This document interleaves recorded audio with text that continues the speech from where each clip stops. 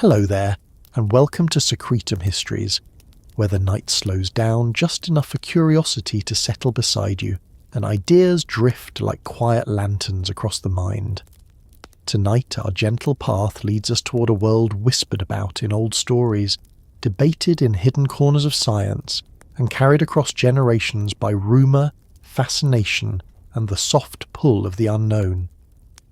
It's a journey into the question of whether there might be a distant place in the dark, orbiting far beyond our familiar planets, a place that some say has been kept out of sight and out of conversation, a place some call Nibiru, a world that, according to myth and speculation alike, doesn't simply orbit our sun but crosses the boundary between legend and possibility in a way that makes even the late hours feel attentive. Before we drift toward that imagined horizon, I'd love to know where you're listening from and what time it is for you right now in your corner of the world.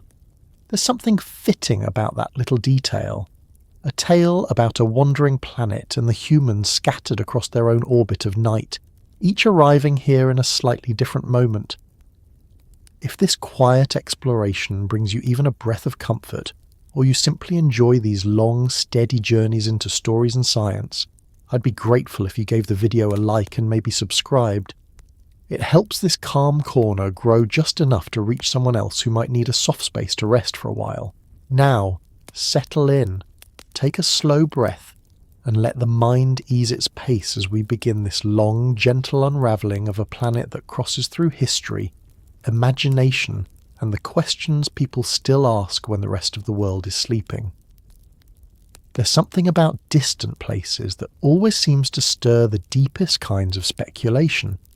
The farther away something is, the more room there is for the mind to wander around it, shaping stories out of the silence.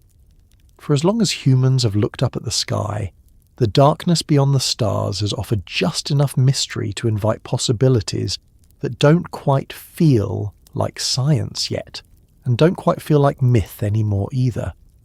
Somewhere in that space between evidence and story is where Nibiru has lived for decades, not in textbooks, not in official announcements, but in conversations, rumours, online threads, speculative documentaries, and ancient interpretations that people have shaped into a vision of an unseen world carrying with it a history far older than ours.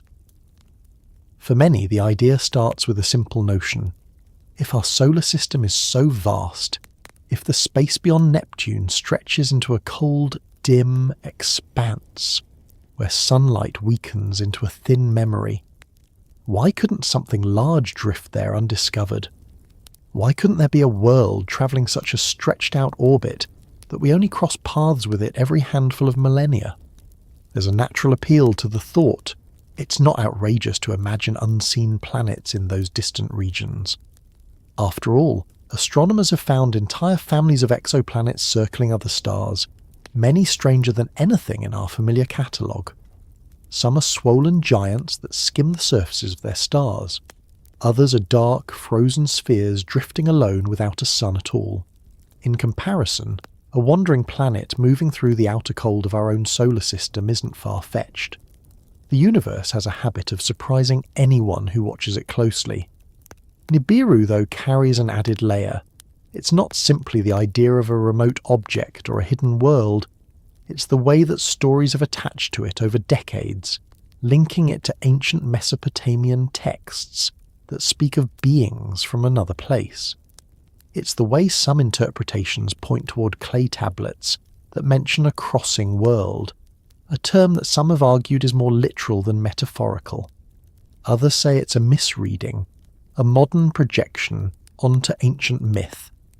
But regardless of the interpretation, the name settled into popular imagination like a seed planted in fertile soil. One spark of possibility was enough for theories to grow, each generation adding its own layer of meaning. Some stories insist that this world carries the legacy of the Anunnaki, those ancient gods of Sumer, described as beings of extraordinary knowledge and presence. According to some interpretations, they did not descend from the heavens in the poetic sense, but arrived from a place beyond, a place that wasn't a star, but another planet circling our sun in a path immense and strange. In those versions of the story, Nibiru isn't simply a rock in space, it's a cradle of travellers, a world that moves so far out into darkness that even the brightest telescopes might miss it, unless pointed in precisely the right direction at precisely the right time. The fascination comes from the possibility that ancient myths are fragments of memories, that people who lived 5,000 years ago saw something remarkable enough to carve into tablets that survived longer than entire civilizations. There's something soothing about that kind of continuity, the idea that human curiosity stretches across eras. Someone today wondering about a hidden planet shares a faint, distant echo with someone from a forgotten city along the Euphrates, someone who once looked up at the night sky and wondered about the beings they believed descended from it. Still, whenever the topic comes up, so does the idea of silence. Why, people ask, isn't there more open discussion about it from official channels? Why does the notion of Nibiru get dismissed so quickly, sometimes sharply, as though the subject itself is inconvenient? The answer might be simple. Scientists tend to work from evidence, and until something is detected, predicted, or measured, it remains outside of research. But sometimes the way silence falls around a subject becomes part of its allure. When a topic hovers in the space between fascination and dismissal, imagination begins to fill the gaps. Nibiru inhabits that gap, a planet that some say is impossible, others say is unlikely, and a few quietly suggest is worth at least a thoughtful glance. Not because it's been proven, but because the universe is large enough to hold more secrets than we currently have tools to find. The outer solar system remains only partially mapped. Objects drift through it like pieces of a forgotten puzzle. Some move in ways that don't quite fit the predicted patterns. That alone has fueled theories that there may be something large influencing them, something massive enough to tug the orbits of smaller bodies just slightly off their expected course. Astronomers have given this hypothetical object another name, a more scientific one, Planet 9. That's not Nibiru, at least not in the strict sense. Planet 9 is an idea grounded in mathematics, a planet that might explain why certain distant objects in the Kuiper Belt cluster together in ways they shouldn't. The calculations suggest something large and far away, something dark, something we haven't seen yet. None of that confirms Nibiru, of course. But it adds a quiet thread to the conversation. If science already suspects something large might be out there, then a world drifting in the outer dark isn't a wild notion. It becomes a possibility resting on the edge between theory and observation. Nibiru, though, comes with its own history of interpretation. Some say it passes near Earth every long cycle. Others claim it moves on a path so extended that its orbit takes tens of thousands of years to complete. There are versions in which it never comes close at all, simply brushing the edge of detectability like a shadow crossing another shadow. Over time the stories have branched, some becoming dramatic, others drifting into the realm of imaginative speculation. But beneath all of that remains a simpler, quieter question. Could there be a world in the deep cold, orbiting just far enough away that our instruments haven't caught it yet? The outer solar system is a place where light fades into thin silver, where distance becomes something measured not in a number, but in a feeling of endless reach. Even Neptune, our distant blue guard at the edge of sight, is a nearby neighbour compared to the region beyond. Out there, in that wide, cold span, hundreds of small icy bodies drift with orbits stretched between decades and centuries. Among them could be larger objects, worlds that haven't wandered close enough for us to see. The quiet around Nibiru isn't necessarily a sign of concealment. It may simply reflect the reality that even with all our instruments, the outer reaches remain mysterious. Still, the idea that someone might know more than they share is one that has always wrapped itself around stories like this. People often imagine that certain organisations, especially ones associated with space exploration, might have seen something and chosen not to discuss it. Whether that's true or not, the belief grows from a familiar human instinct. When information is scarce and questions linger, imagination begins to fill the empty spaces. Silence becomes part of the narrative, whether it was intended to be or not. Nibiru doesn't require secrecy to remain compelling. All it needs is possibility. That soft, lingering sense that the solar system may not be as neatly arranged or fully mapped as we assume. Even today, new objects are discovered beyond Neptune. Small bodies, scattered orbits, unusual movements. Every discovery in the deep cold hints at a larger picture not yet complete. In that unfinished picture, Nibiru lives comfortably. Not confirmed, not dismissed. Just resting in the realm where wonder still has room. As we drift further into this long exploration, the story of Nibiru begins to touch deeper questions about how humans navigate mystery. There's comfort in the known, but there is also a quiet pull toward the unknown, especially when it involves the sky. Celestial mysteries carry a certain calm that earthly ones often don't. They let us imagine without the urgency of needing answers right away. The night sky has always invited that kind of reflection, a place where you can look up and feel the steady presence of things you can't quite see, moving along paths older than everything you know. Nibiru, whether real or imagined, offers a space where ancient stories and modern science touch at the edges. A place where the mind can rest in the space between curiosity and possibility. And now that the first steps have brought us to the threshold of this wandering idea, the path ahead stretches into the deeper origins of the rumour itself, a path shaped by mythology, old tablets, translations, interpretations, and the early whispers that carried this distant name into the modern world, where it remains suspended like a quiet echo waiting to be followed. Now that the night has settled around this beginning, we can drift onward into the first threads of those early rumours beneath the stars, where the name of a distant place first began to take shape in human imagination, carried across ages like a distant light waiting to be seen again. Long before the name Nibiru appeared in modern conversations and threaded itself through late-night discussions about secrecy, hidden worlds and distant possibilities, it lived quietly in fragments of history. These fragments were not born from telescopes or orbital models or mathematical predictions. They came from something far older, shaped by hands that carved symbols into clay when written language was still young. Those early markings carried stories of gods, planets, omens and cycles that ancient people believed stretched across both heaven and earth. And among those fragments, certain words began to glow slightly more than others, not because they were fully understood, but because they hinted at something that resisted being pinned down. The earliest rumours began not as rumours at all, but as translations, interpretations, and the steady curiosity of scholars trying to understand the worldviews of long-vanished civilizations. Somewhere in that scholarly work, the name Nibiru surfaced, a word that appeared in old texts with meanings that range from a crossing point to a celestial marker to something linked with a deity. Over time, as more tablets were found and more words were translated, an idea began to form. It wasn't a complete idea, or even a consistent one. It was more like the lingering outline of something that might once have been clearer to those who wrote it. The ambiguity of it became an invitation to wonder. Scholars reading these tablets were not thinking of hidden planets or distant worlds. They were trying to understand how early civilizations described the sky. In those texts, stars were not simply distant suns. They were signals, symbols, and reminders of divine patterns. The night sky was not a cold expanse, but a living map.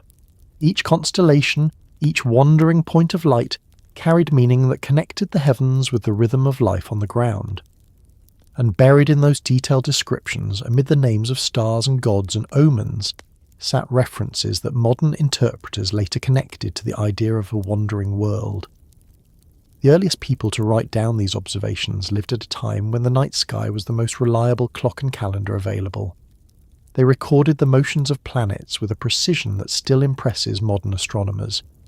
They tracked the rise and fall of constellations through the seasons, the path of Venus across the dawn, the cycles of the moon, and the way the stars shifted slightly each year.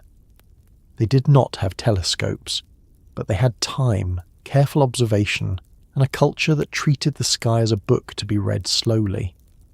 In those ancient writings, the sky was filled with crossings, stars that passed behind others, celestial bodies whose positions marked transitions in the year, observations that hinted at alignments whose significance only made sense within their worldview. The word that would later be tied to Nibiru appeared as a kind of marker or crossing place.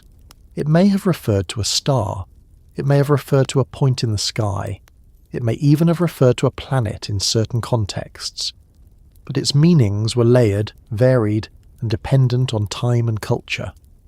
It was only thousands of years later, as scholars brought these translations forward into modern languages, that a new layer settled over the old meanings.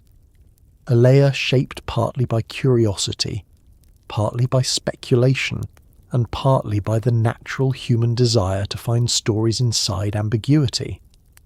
Once the idea of Nibiru resurfaced in the modern world, it began to gather new associations. The way a snowflake gathers more snow as it rolls, a tiny seed of an idea becoming something much larger as people added their interpretations.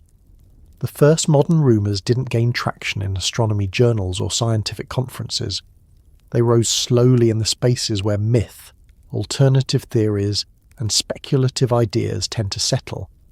At first they were small, occasional mentions, passing curiosities, comments in niche books or articles about ancient civilizations. Then, as more people encountered the word, it began to carry new weight. It shifted from a vague historical term to something that felt like a missing piece of a puzzle, a clue about something unspoken, a whisper from an old world that hinted at something still hidden. Some people looked at the translations of the tablets and saw hints of a planet whose orbit was long and unusual. They pointed to descriptions that mentioned lengthy cycles and celestial paths that crossed or returned only after great spans of time. They saw patterns that might have been metaphors or might have been literal. Without definitive context, the line between those two possibilities became thin. And in that thin space, imagination began to shape something that felt larger than a line of cuneiform. The earliest interpreters who connected Nibiru with a planetary idea were not working from evidence in the sense that modern astronomy demands. They were following the traces left in stories written thousands of years ago. They noticed that ancient civilizations sometimes spoke of gods arriving from the heavens, bringing knowledge or shaping humanity. They noticed that certain words repeated in ways that suggested movement across vast celestial cycles.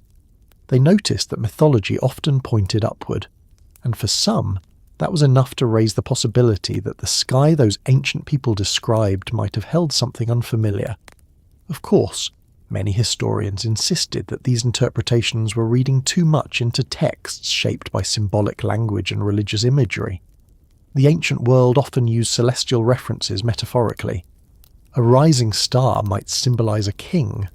A crossing point might symbolize a shift in power. A god descending might symbolize a new cultural influence or a major event. But symbolism and literalism often blend in early writings, making it difficult to determine which interpretation belongs where. It was within that uncertainty that the first real modern murmur of Nibiru as a hidden planet emerged. Slowly at first, then steadily gaining momentum. For some, it was nothing more than a misinterpretation. For others, it was a revelation waiting to be recognized. The ambiguity gave it strength. A word with unclear meaning became a canvas.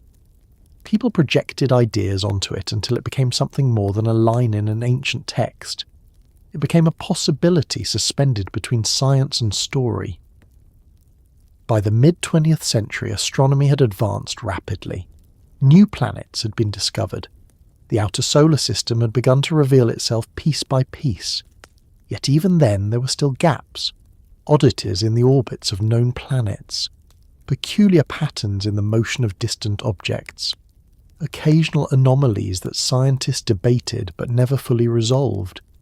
These anomalies weren't dramatic, but they were enough for some thinkers to wonder if something large was still unseen. a distant dark world that influenced the solar system from afar. Into that environment came the idea that the ancient references to Nibiru might not be metaphorical after all, that perhaps the stories were not simply symbolic echoes of beliefs, but fragmented memories of a real world that moved in an unusual orbit, one so long that it might only appear close to Earth every many thousands of years, one so distant that modern instruments could miss it if its reflectivity was low, or if it remained in the cold shadows beyond the Kuiper belt. It didn't take long for rumours to take on a life of their own. They grew alongside new discoveries about the solar system, discoveries that made people realise how vast and poorly mapped the outer regions truly were. Each time astronomers found a new distant object, each time they detected something that didn't quite fit expected models, the idea of Nibiru gained a little more weight in speculative circles. The ancient stories seemed to sit at the intersection of known history and unknown science, and that intersection felt like fertile ground for those hungry for mystery. Some early researchers in the speculative community traced the name back through every available source. They studied translations of cuneiform tablets, cross-referenced star descriptions, examined the astronomical beliefs of early civilizations. They constructed timelines that blended myth with astronomy in ways that felt coherent to them, even if not universally accepted. The idea that an ancient civilization might have known of a distant planet and encoded its presence in their stories carried a kind of quiet thrill, a sense that modern science was rediscovering something forgotten. Of course, the mainstream scientific community approached the idea from a different angle. Without observational evidence, a wandering distant planet remained no more than a curiosity. Yet even among astronomers, the idea of hidden objects beyond Neptune was not dismissed. The solar system was simply too large, too dark, and too sparsely examined for certainty. The vast distances meant that even a large planet could remain invisible for a long time. But scientific caution dictated that only measurable evidence could elevate the idea beyond speculation. Still, for many people, the fact that astronomers openly admitted the possibility of undiscovered planets in the outer solar system was enough to keep the Nibiru conversation alive. And as time went on, the conversation spread. Books appeared. Documentaries aired. Online communities formed around the curiosity. Some embraced the idea wholeheartedly. Others approached it with a blend of skepticism and fascination. But regardless of the stance, the name itself carried a feeling that was difficult to ignore. Nibiru began to symbolize the possibility of something just beyond reach, a reminder that not all mysteries were solved, that the universe was still too wide and too deep to be fully catalogued. The earliest rumours beneath the stars were never loud. They were quiet, subtle, persistent. They grew out of translations of ancient words, small anomalies in orbital calculations, and the timeless human instinct to explore the unknown. What made those early rumours so enduring had less to do with certainty and more to do with the emotional space they occupied. The idea of a distant, hidden world touched on something deep within the imagination. It suggested that the solar system might not be a closed book. It suggested that ancient civilizations might have understood more than modern people often give them credit for. It suggested that there were still stories waiting to be uncovered. As the years passed, and the idea took on new forms, the early whispers continued to echo quietly beneath the larger, noisier versions that would come later. The origins of the rumour remained rooted in those first translations, those first interpretations, those first attempts to understand what ancient people saw when they looked up at the sky. Whether they were describing a literal world or speaking in metaphors, the effect was the same. They planted a seed of wonder in the modern mind, and that seed grew. Now that the earliest threads of Nibiru's presence in human thought have settled into place, the path begins to move deeper into how those ancient records were interpreted, and how the idea of a distant world crossed paths with the legacy of the Anunnaki, shaping one of the most enduring and debated possibilities in the space between history and the unknown.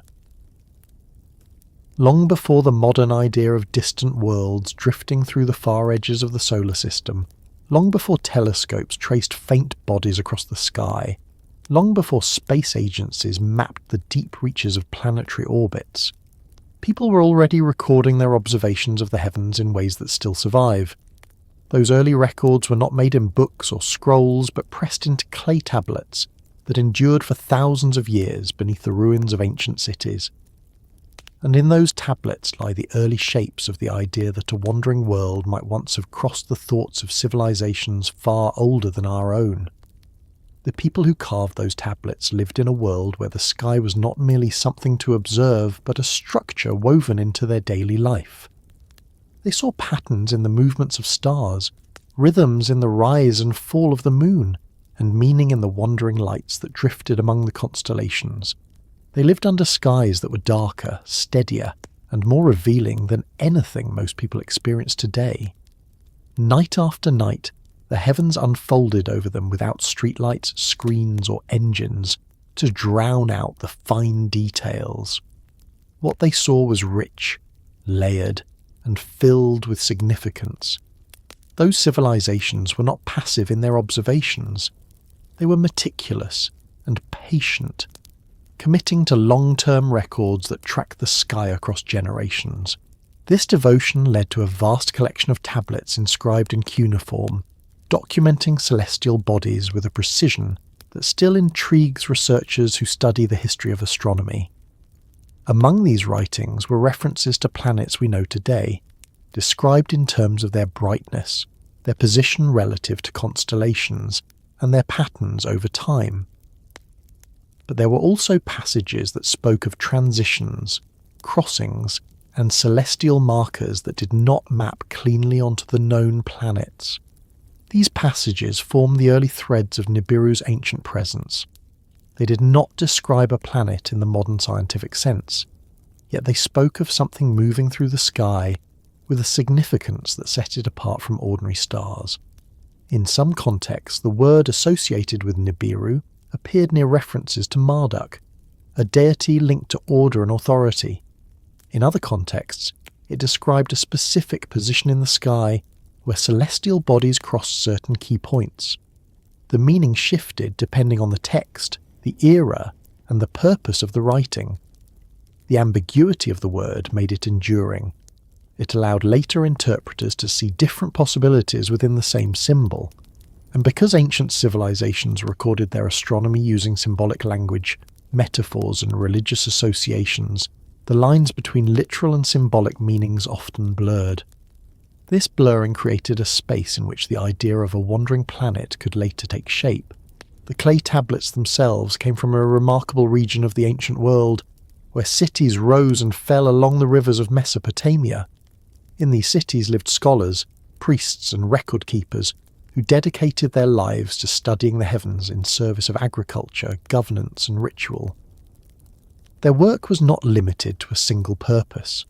They observed the sky to predict the flooding of rivers, to mark seasonal changes, and to interpret omens they believed were tied to the movements of celestial bodies.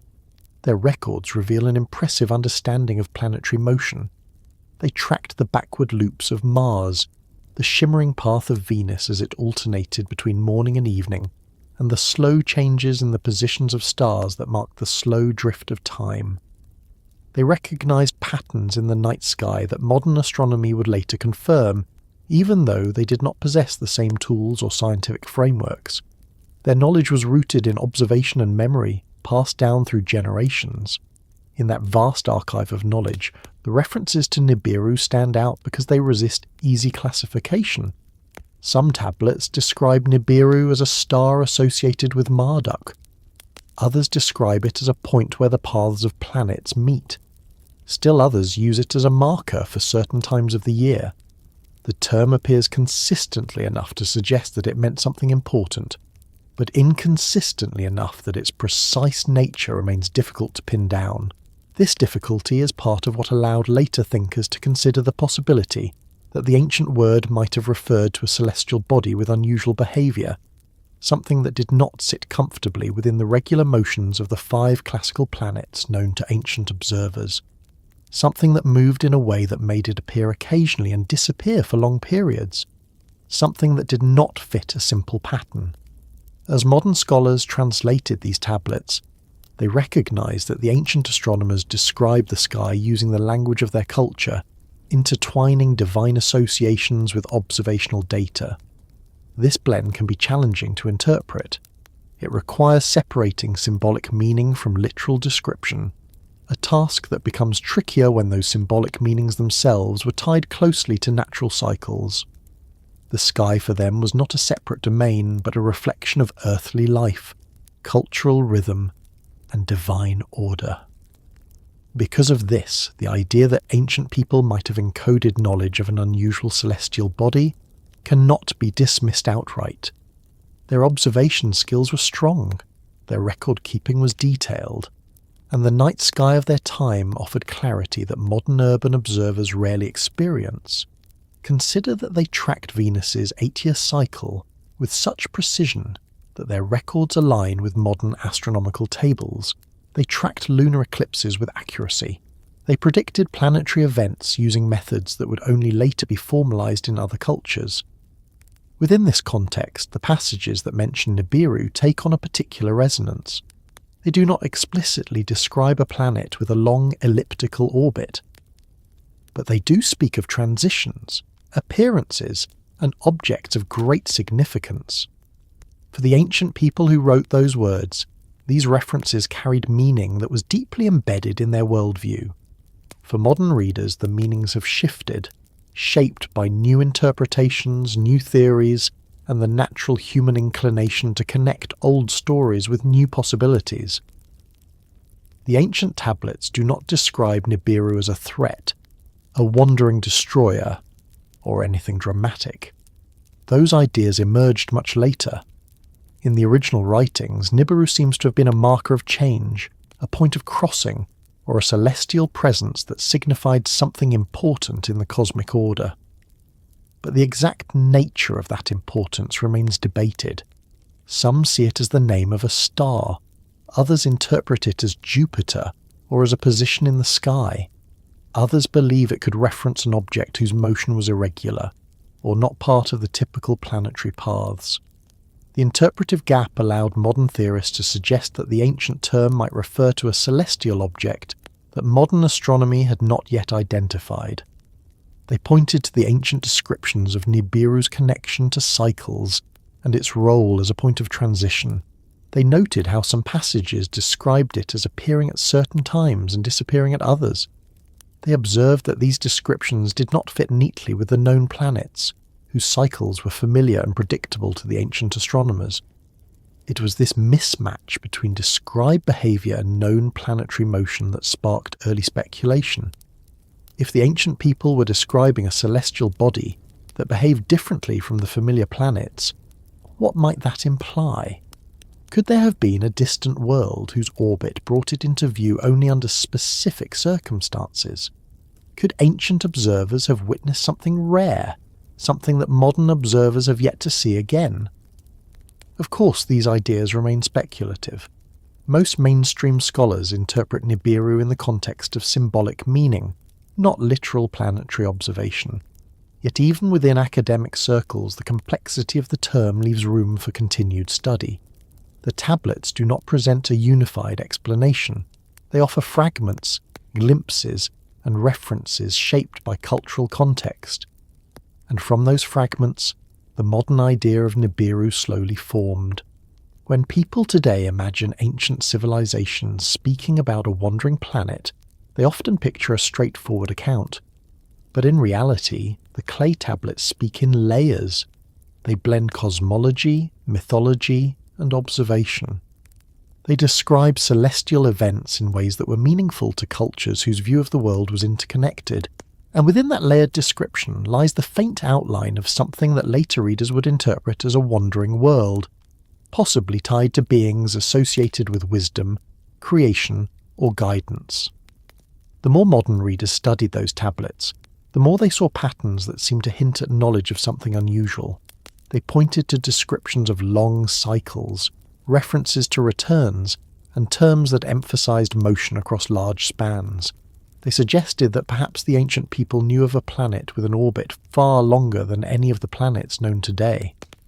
One that may have been visible at rare intervals, one that slipped into obscurity when its path carried it too far into the cold distance to be seen. The ancient clay tablets do not explicitly mention such an object, but the modern interpretation rests on the idea that the ancients encoded knowledge in ways that were symbolic but rooted in real observations. Just as myths about eclipses or comets often reflect actual events seen through cultural interpretation, the passages about Nibiru could be echoes of a real, celestial phenomenon. Whether that phenomenon was a planet, a star, an alignment, or a symbolic marker remains uncertain. The tablets are silent on many details, but they speak loudly through their endurance. They represent one of the earliest attempts to understand the universe through patterns and cycles. Their descriptions, though filtered through symbolism, reveal an ancient people who engaged deeply with the sky. Their curiosity was not so different from modern curiosity. They looked at the heavens and wondered about what they saw. They tried to understand it with the tools available to them. They recorded what they witnessed in ways that still resonate today. It is within that resonance that the idea of a wandering planet became rooted in modern imagination. The clay tablets provided a point of connection across time. They offered a glimpse of a world in which the sky was a living presence, filled with meaning and motion. And for those who seek to understand Nibiru as more than a symbolic reference, these ancient writings become part of a larger picture that spans thousands of years. As people continue to study these tablets, new translations and interpretations occasionally arise. Each generation brings new perspectives, new methods, and new questions. The idea of Nibiru has shifted over time because its origins lie in texts that invite interpretation rather than provide certainty. That openness ensures that the conversation continues, moving through eras just as the objects described by the tablets move through the sky. Now that the ancient words have been traced through their earliest echoes, the path begins to lead toward the stories that tied those celestial ideas to the beings known as the Anunnaki, and how those connections shaped the modern idea that Nibiru might not simply be a marker in the sky, but a place of origin for something far more intricate and enduring. As the ancient records travel forward through time and emerge into modern conversations, the idea of Nibiru becomes woven into something larger than unanswered astronomical questions. It becomes linked with one of the most enduring sets of deities ever recorded, the Anunnaki. Their names fill clay tablets, seals, hymns, myths, and king lists. They appear as figures of wisdom, authority, invention, and intervention. For some, they are simply mythological beings shaped by the beliefs of early civilizations. For others, their presence hints at something that extends beyond symbolism. And somewhere along the long trail of interpretation, the thought formed that perhaps the beings described in those tablets were not only metaphors or figures of ritual, but visitors from a distant world. A world that moved through the sky on a path so long and far-reaching that its return would stretch beyond the lifespan of empires. The Anunnaki first appear in the earliest Sumerian writings, a group of deities connected to creation, order, agriculture, kingship, and divine judgment. They were seen as the forces behind the world structure, shaping the lives of people and rulers alike. In their myths, they guided humanity, bestowed knowledge, and mediated between heaven and earth. Their stories spread across Sumer, Akkad, Babylon, and Assyria, changing slightly with each era, but retaining their central roles as powerful figures tied to the heavens. Their names carried weight. Enki, the keeper of wisdom and water. Enlil, the authority over air and storms. Anu, the figure associated with the sky and the overarching structure of the cosmos. Inanna, connected with love, war, and celestial patterns. Ninhursag, tied to life, birth, and the shaping of humanity. These names appear again and again, sometimes as symbols of forces, sometimes as characters within stories that describe the earliest days of human civilization. When modern readers encountered these figures through translations, they saw patterns that did not seem to belong entirely to myth. The stories spoke of knowledge being given to early humans, systems of governance being established, and skills being taught that appeared advanced for the time. Some passages described interactions that seemed more direct than symbolic, and in cultures where the sky was seen as the domain of gods, these descriptions naturally connected divine presence with celestial origins. For many people, especially thinkers outside academic circles, the leap from mythological beings to visitors from another world was not large. The Anunnaki were described as descending from the heavens. They were described as bringing knowledge. They were depicted as larger-than-life figures with unusual capabilities. And in some tablets, they were associated with cycles or events that occurred over very long spans of time. This combination of elements led some to propose that perhaps the stories were memories of something more literal, filtered through the symbolism of ancient language. In this modern interpretation, the Anunnaki became more than cultural symbols. They became inhabitants of a world that crossed our own, a world that might have appeared rarely, moving along an enormous orbit, a world that ancient people saw with their own eyes or heard about through preserved accounts, a world that, in this interpretation, could be the very same one later associated with the name Nibiru. It is important to understand how this connection formed. It did not begin with astronomy, it began with interpretation. When several strands of ancient storytelling, linguistic translation, and speculative thinking intertwined, the idea took shape. For some people, the Anunnaki were not divine beings in the mythological sense, but a technologically advanced group whose knowledge appeared supernatural to early humans. In this view, the references to them coming from the sky were taken as literal descriptions. Their interactions with humanity were framed not as myth, but as contact, and the long cycles associated with their presence were linked with the possibility of a distant orbit. This interpretation gained traction in the 20th century as interest in ancient civilizations grew, and as people began to speculate on how early cultures might have developed sudden advancements in agriculture, writing, mathematics, and architecture. To those who favoured alternative explanations, the Anunnaki offered a bridge between myth and a speculative history in which humanity's progress was shaped by beings from another world. And that world, they suggested, might not have been a distant star system but another planet within our own solar system, following an elongated path. Those who supported this idea pointed to stories in which gods descended from the skies, taught people how to build cities, established codes of conduct, and sometimes even shaped the first humans.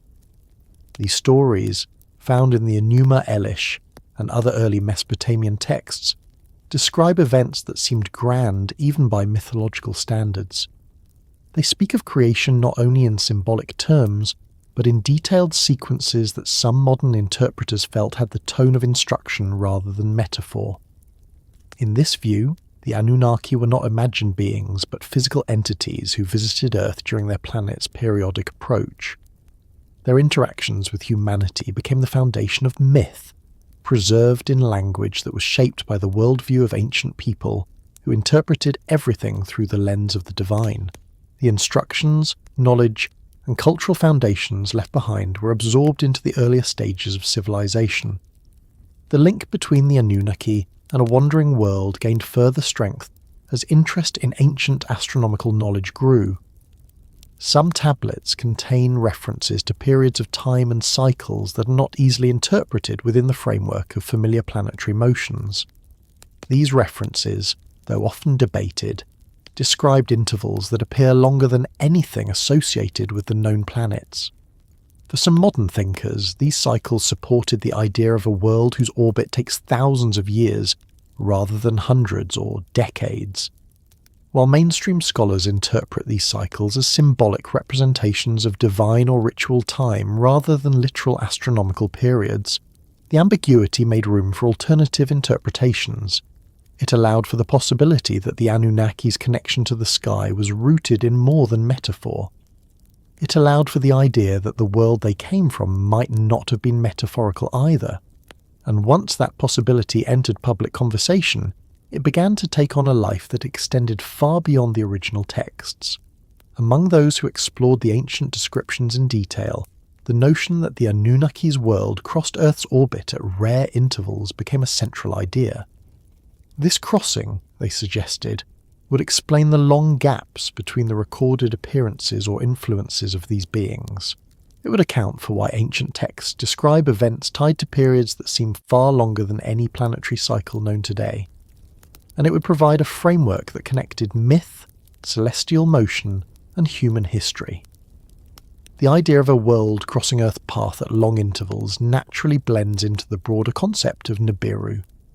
In this interpretation, Nibiru is not only a point in the sky or a symbol in myth, but the home of the Anunnaki.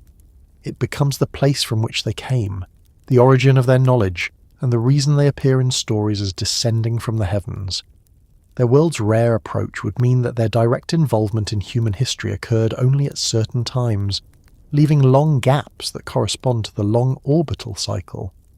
This narrative grew beyond its origins because it offered a cohesive explanation that united several elements: the ancient descriptions of gods who arrived from above, the references to cycles that seemed unusually long, the ambiguous descriptions of Nibiru in the tablets, and the modern questions about whether distant planets might still exist beyond the reach of telescopes. Together, these elements formed a story that resonated with many people who felt that early civilizations held more knowledge than is commonly acknowledged. The connection between the Anunnaki and a world that crosses our own also appealed to a deeper instinct. Throughout human history, stories have been told about beings who come from the sky. Some cultures describe gods, others describe visitors, some speak of teachers, others describe those who intervened during early stages of development.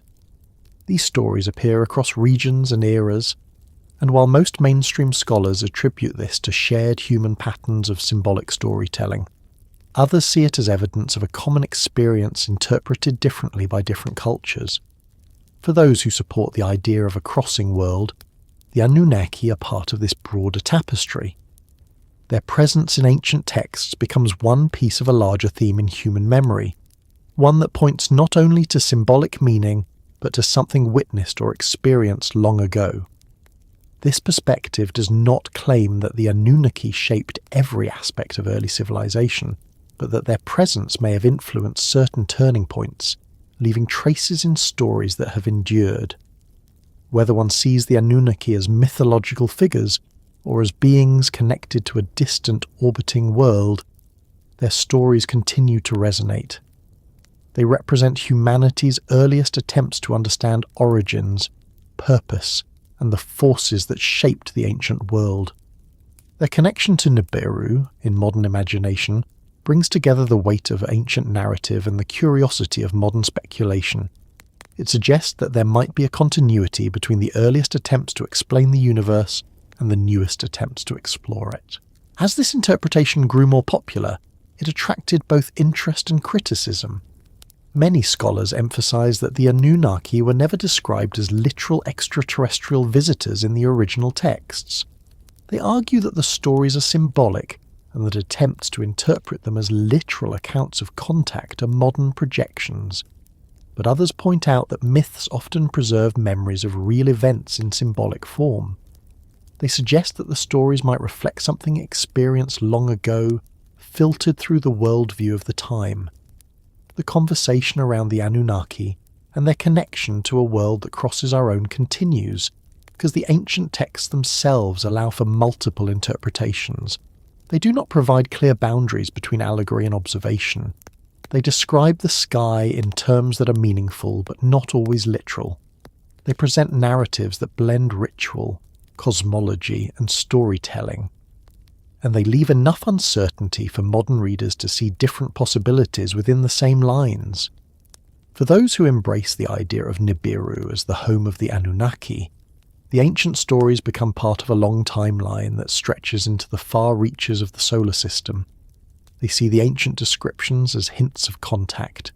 They see the gaps in the texts as remnants of something once known, but now only partially remembered. They see the long cycles described in the myths as potentially tied to an orbital path that modern science has yet to confirm or dismiss. The connection between the Anunnaki and a world that crosses our own is not based on direct evidence but on interpretations that blend mythological narrative with astronomical speculation. It is a story that emerges from the intersection of ancient records, modern ideas, and the enduring allure of the unknown. It is a story that continues to evolve as new discoveries about the outer solar system raise questions about what still lies unseen.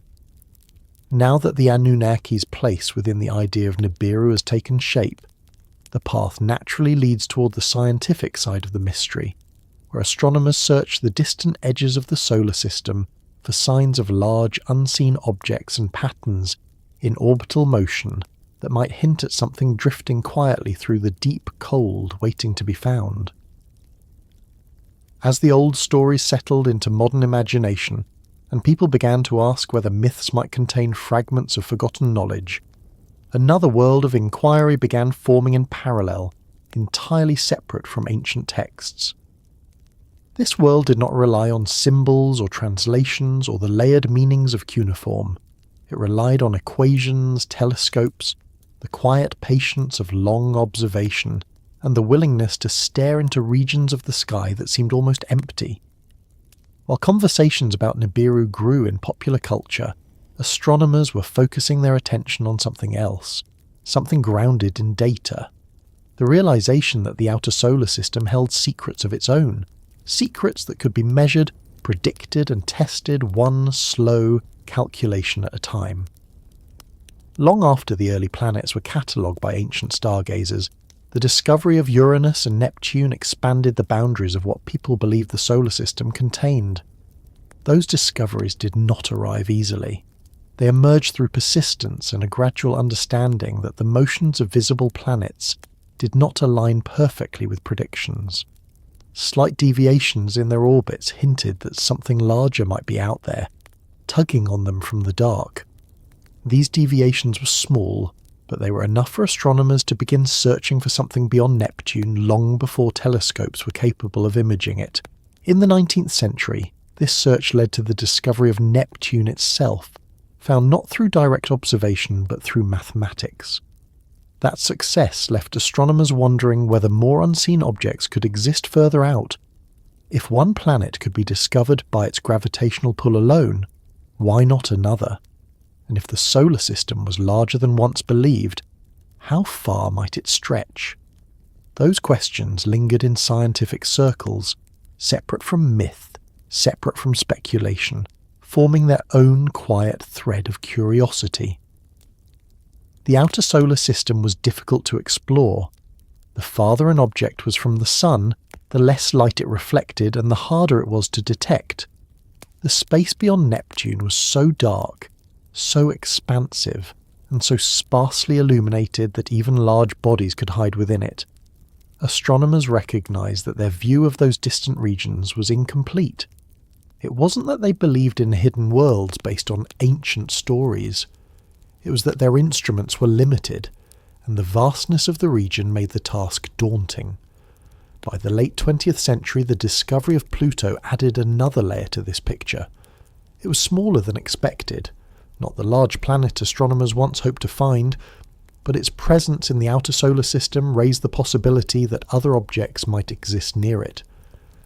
As decades passed, better telescopes revealed that Pluto was not alone. It was part of a region filled with icy bodies, the Kuiper Belt. Hundreds of distant objects, some small, some unexpectedly large, drifted in orbits that extended far beyond Neptune. This discovery reshaped scientific understanding of the solar system.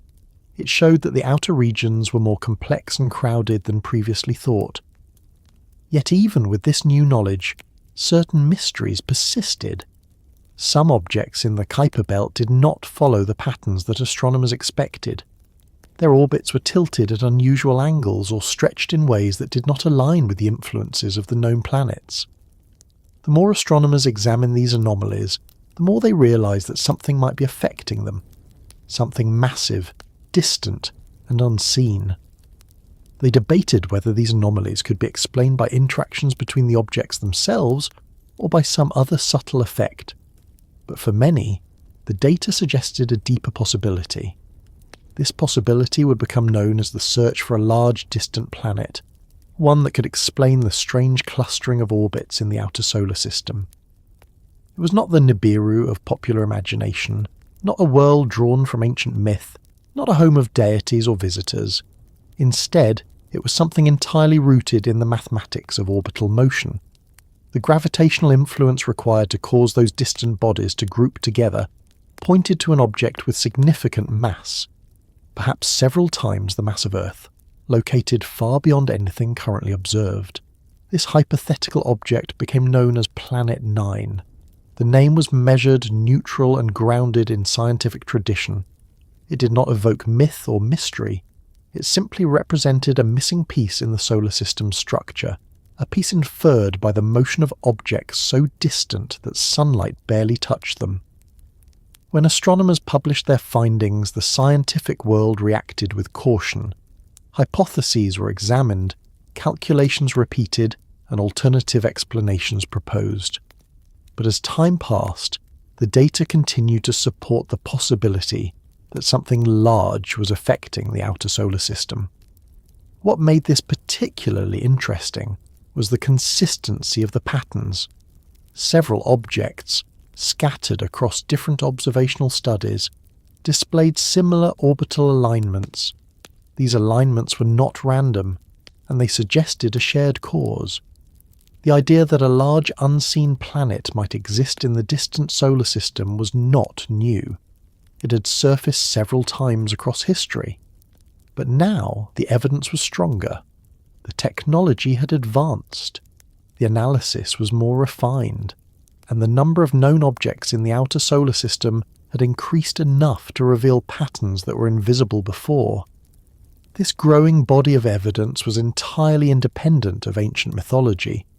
It was not tied to ideas about the Anunnaki or stories of wandering worlds, yet for many people outside the scientific community, the similarities between the scientific concept of Planet 9 and the mythic concept of Nibiru were too striking to ignore. One world imagined by early civilizations, another predicted by modern calculations, one described in stories, another inferred by gravitational pull. The convergence of these ideas created a point of intersection where myth and science overlapped, even if unintentionally. When astronomers searched the sky for this hypothetical world, they did so using the most advanced instruments available. Telescopes scanned regions of the sky where the object might be located, guided by mathematical models that predicted its potential orbit. These searches required immense patience. A distant object might move so slowly across the sky that detecting its motion could take months or years. And because it would be faint, its detection required perfect conditions and careful observation. Despite the difficulty, astronomers continued. Each new discovery of a distant Kuiper belt object provided more data. Each orbital measurement added nuance to the models, and as the models became more refined, the predicted location of the unseen planet grew more precise. But even as the case for Planet 9 strengthened, it remained elusive. The outer solar system is vast beyond ordinary comprehension. An object could be hidden in a region that telescopes have not yet surveyed. It could be extremely dark, reflecting little sunlight. It could be located in a patch of sky densely filled with background stars, making it difficult to distinguish. The challenge was not in believing the object might exist, but in finding it. Some astronomers suggested that what they were searching for might not be a planet at all, but a collection of smaller objects whose combined effects created the observed anomalies. Others proposed that the outer solar system was simply shaped by the long-term effects of passing stars or gravitational tides from the galaxy itself. These alternative explanations were examined carefully as the scientific community worked to ensure that the data supported the hypothesis rather than the other way around. Yet the simplest explanation, the one that aligned most consistently with the observed patterns, remained the presence of a large, distant world. Not a world on a chaotic orbit. Not one that crossed into the inner solar system. Not one that approached Earth. Instead, a cold, quiet planet circling the Sun at such an immense distance that it completed one orbit in tens of thousands of years. Its path would never bring it near the known planets. Its influence would be subtle, detectable only through the long-term motions of objects even farther out. For astronomers, this search was not driven by fear or rumours or dramatic scenarios. It was driven by curiosity, by the desire to complete the map of the solar system, by the recognition that their understanding was still incomplete. The search for Planet 9 was a continuation of the same process that led to the discoveries of Uranus, Neptune, and Pluto, an attempt to understand the structure of the solar system through careful measurement and observation. The more astronomers learned about the distant solar system, the more they realised how little was known. The Kuiper Belt revealed itself to be a region filled with surprises. Some objects followed highly tilted orbits. Others moved in patterns that were difficult to explain. A few had trajectories that suggested they might have been influenced by something large in the past. Each of these discoveries contributed to a growing sense that the outer solar system held more secrets than expected. Even today, the search continues. Telescopes scan the dark edges of the sky, looking for faint points of light that move against the background stars. Astronomers refine their predictions, adjusting models as new data becomes available. They do not know whether they will find a planet or a different explanation. But the effort persists because the mystery is grounded in measurable patterns, not speculation.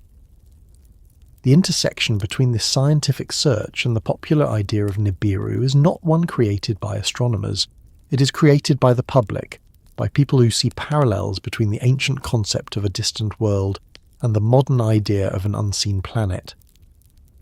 To astronomers, Planet 9 is simply a scientific hypothesis. To many outside the field, it feels like something more. It echoes old stories. It fills gaps in myth. It gives modern shape to ancient speculation. Part of what makes this intersection so intriguing is that both ancient and modern ideas address the same broad question. What lies beyond the familiar boundaries? Ancient civilizations sought meaning in the sky using stories and symbols.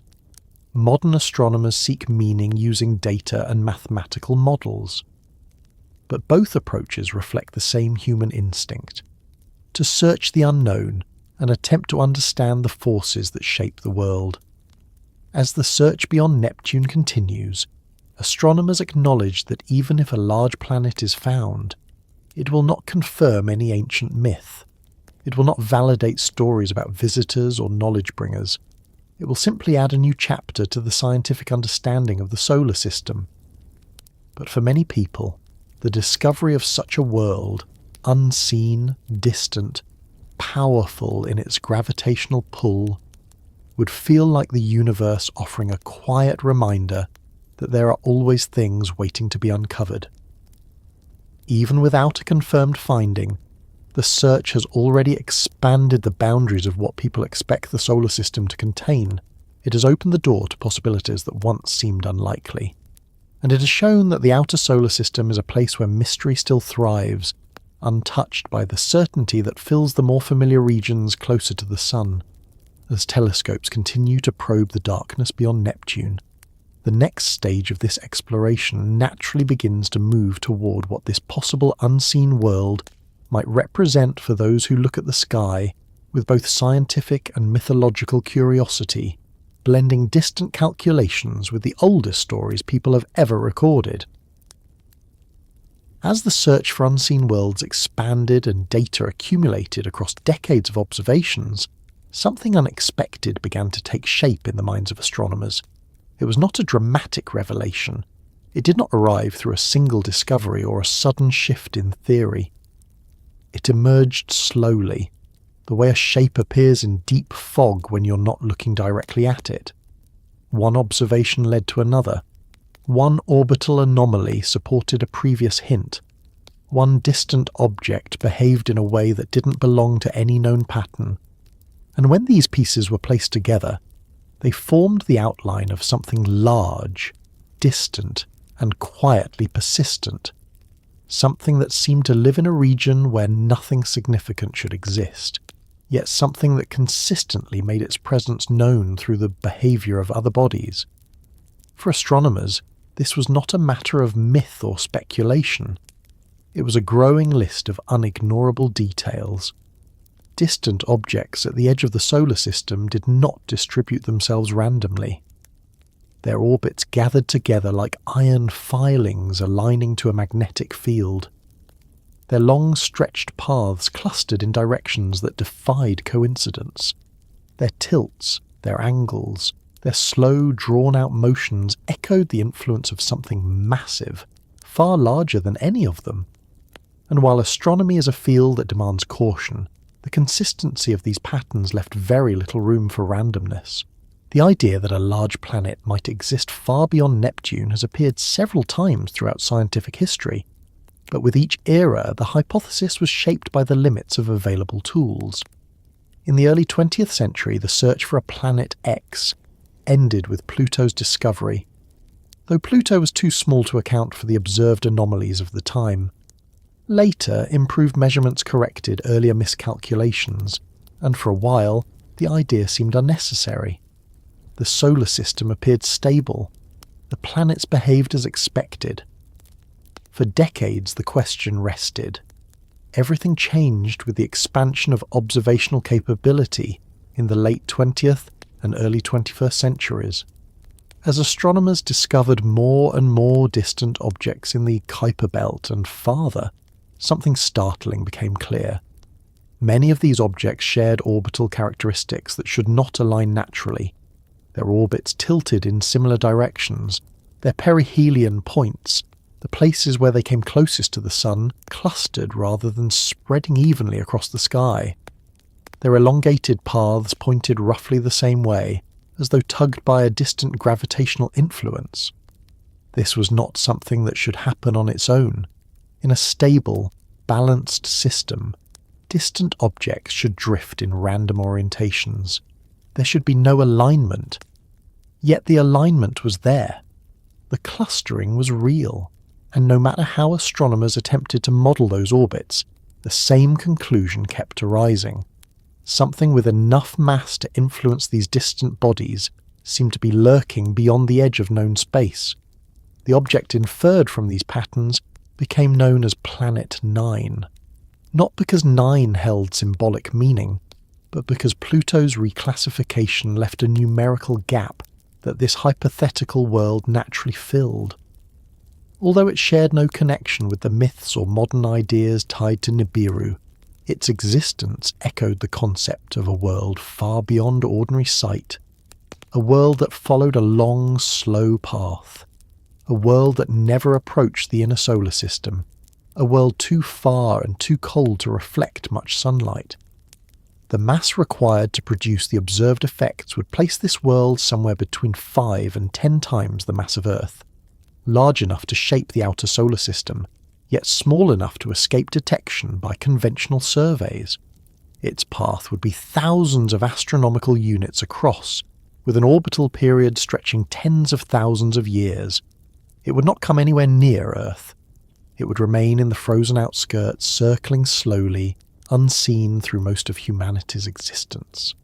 The difficulty of detecting such an object lies not only in its distance, but in its brightness, or lack thereof. A planet that far from the Sun receives so little light that even a world many times the size of Earth could appear no brighter than a faint star, easily lost among dense fields of background objects. If it reflected little sunlight or possessed a surface of dark material, it could be nearly invisible against the deep black of space.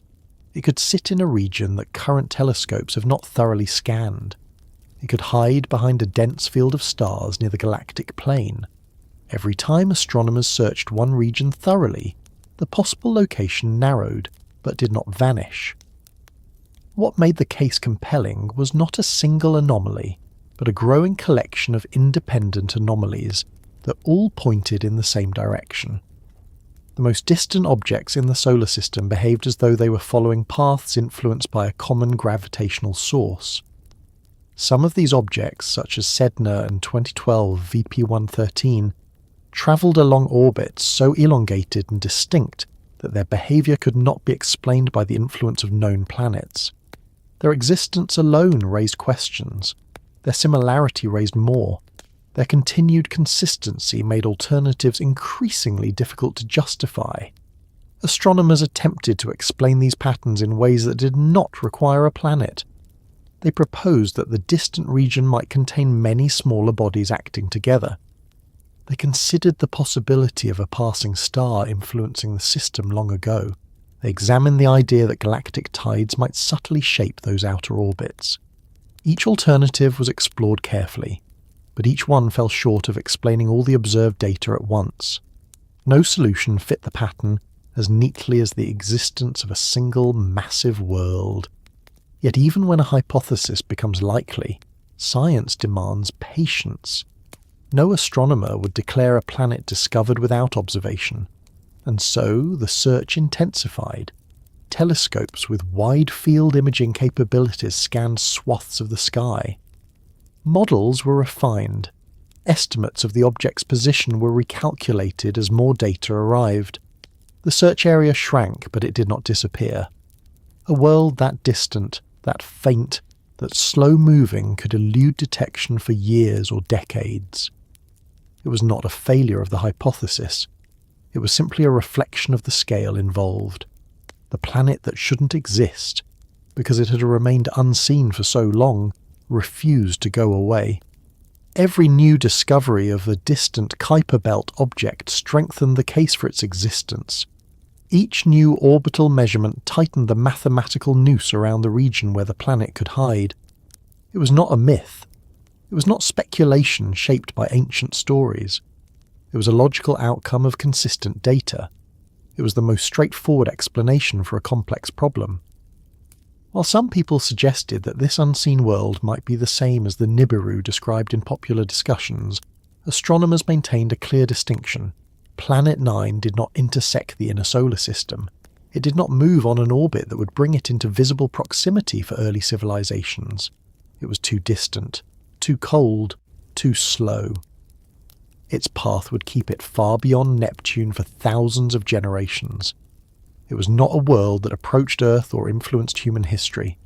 It was a world whose influence was quiet, subtle, and observable only through the motion of other objects. Despite this, the parallels drawn by the public persisted. The idea of a hidden planet touched something familiar in human imagination. There was something intriguing about a world that remained unseen, yet exerted its presence through gravity alone. There was a sense of mystery in the fact that the solar system, after centuries of exploration, still held a place where something so large could hide. For many, this mystery resonated with ancient stories of distant worlds and beings who came from the sky. Even if the scientific and mythological narratives arose from different origins, the feeling of wonder remained the same. As astronomers continued their search, they discovered more objects with unusual orbits. Some were aligned with the predicted influence of the unseen world. Others were tilted in ways that suggested a perturbation long ago, perhaps from something now drifting far beyond where telescopes can reasonably explore. Each new finding added another piece to the puzzle. Some pieces fit cleanly, others raised new questions, but none of them erased the possibility. If anything, they made the case stronger. One of the most intriguing aspects of this pursuit is the recognition that the solar system has always been larger and more complex than early models assumed. The region beyond Neptune is not an empty frontier but a sprawling space filled with icy bodies, frozen debris, and objects whose orbits trace ancient interactions. This region, known as the Kuiper Belt and the scattered disk, is only the beginning. Beyond it lies the Oort cloud, a sphere of icy objects that stretches halfway to the nearest star. Within that vast region, a planet could remain hidden for nearly all of recorded history. It could be a world that forms part of the solar system's gravitational architecture without ever being seen directly. The persistence of this hypothetical planet in scientific discussion speaks to the power of data over dismissal. Whenever anomalies appear in astronomy, the first instinct is to test them, replicate them, and attempt to explain them through existing models. Only when those models consistently fail do new ideas gain traction. Planet 9 gained traction not because it sounded dramatic, but because it made sense. It matched the data. It provided a coherent explanation. And as more data arrived, the explanation remained consistent. Still, the search for this world requires patience. The region where it might be located is enormous. Even with modern telescopes, it would take years to scan systematically. The object might be faint, hidden in a region crowded with distant stars. It might not reflect enough sunlight to be easily distinguishable. Yet astronomers remain committed to the search because discoveries in this region have repeatedly altered humanity's understanding of the solar system. From the discovery of Neptune through mathematical inference, to the revelation that Pluto was only one of many distant bodies, to the recognition that the outer solar system contains far more complexity than once imagined, each step in this journey has been shaped by persistence and an acceptance that the universe often resists easy answers. The hypothetical distant world fits into this tradition. It is not a leap of imagination. It is the logical next step in the ongoing effort to complete a picture that is still missing vital pieces. The idea of a planet that shouldn't exist, because it defies expectations about what the solar system contains, yet refuses to disappear from scientific models, speaks to the nature of discovery itself. Sometimes the universe reveals itself slowly. Sometimes it forces humanity to revise assumptions, and sometimes it leaves hints that linger long after instruments have improved and theories have evolved. As astronomers continue to explore the distant edges of the solar system, the next steps in this search naturally begin to move toward what the continued pursuit of such a distant world means for ideas that blend scientific patterns with the older narratives carried across civilizations, creating a space where distant mathematics and ancient whispers exist side by side without fully converging or fully separating. As conversations about distant worlds continued to build in popular culture, and as astronomy refined its understanding of the far edges of the solar system, NASA found itself positioned at the center of public curiosity. It did not seek this position. It did not invite it. It simply occupied it because it was the most visible institution connected to space exploration. And whenever a large portion of the public became fascinated with a mysterious idea involving planets, orbits, and hidden regions of the solar system, people naturally turned their attention toward NASA, expecting clarity, confirmation, or denial. The agency, however, approached the subject with a blend of straightforward skepticism and careful restraint, shaped not by secrecy, but by the requirements of scientific language. To understand how NASA communicates about ideas like unseen planets, it is important to understand that their statements must be grounded in verified data. They do not speculate publicly. They do not endorse theories that have not passed through rigorous peer review. They do not comment on interpretations derived from mythology or alternative history. Their role is not to validate stories or engage in speculation, but to report on observations, missions, and results that fall within established scientific frameworks. This often creates a gap between what people want to hear and what the agency is willing to say. Whenever topics involving Nibiru surface in the public sphere, NASA's response is usually measured and brief. They state that they are not aware of any planet approaching Earth, or any evidence supporting the existence of a planet with an orbit that brings it dangerously close. They emphasize that no credible astronomical data suggests such an object is moving inward. Their statements focus on safety concerns because most public inquiries about Nibiru are tied to fears about collisions or catastrophic events. NASA addresses those fears directly, but in doing so, they leave large areas of broader discussion untouched. This selective communication plays a notable role in the persistence of the idea. When people hear official statements that focus only on specific claims, such as a supposed imminent collision, they sometimes interpret the silence on other aspects as meaningful. NASA may say that no planet is on an inbound trajectory, but they do not comment on myths of ancient visitors or the possibility of long-period objects predicted by modern mathematics, unless specifically asked. Their focus remains narrow because their mandate is scientific accuracy, not cultural interpretation. This difference in focus creates a space where misunderstanding can grow. Many people interpret NASA's refusal to discuss certain aspects as reluctance, caution, or selective omission. In reality, the agency is simply following the conventions of scientific communication. They speak only to what can be measured. They respond only to what has been observed. They do not engage in the wide web of speculation that surrounds topics like Nibiru. Their silence on areas outside their scope is not a message. It is simply the absence of commentary on ideas that do not fall under scientific validation. In scientific communities, silence is not unusual. It is a default position when evidence is lacking. It does not imply secrecy. It simply reflects the need for rigour. But in public perception, silence feels different. It feels intentional. People often expect authoritative institutions to address all angles of a story, not just the ones grounded in measurable data. When those institutions refrain from doing so, people fill the gaps with their own interpretations. This is not the result of deception, but of differing expectations about communication. NASA's silence on Nibiru is also shaped by practicality. The agency receives thousands of inquiries across countless topics. Most of these have nothing to do with mythic ideas or speculative worlds. Their resources are dedicated to missions, research, and technological development. Engaging deeply with a subject rooted in ancient interpretation and modern speculation would not align with their responsibilities. So instead of diving into the broader conversation, they limit their statements to factual clarifications. And those clarifications, while accurate, do not address the underlying interest that fuels the public's fascination. When people ask why NASA dismisses Nibiru quickly, the answer lies in the distinction between known astronomical models and speculative narratives. NASA deals in data collected from telescopes, satellites, and observatories.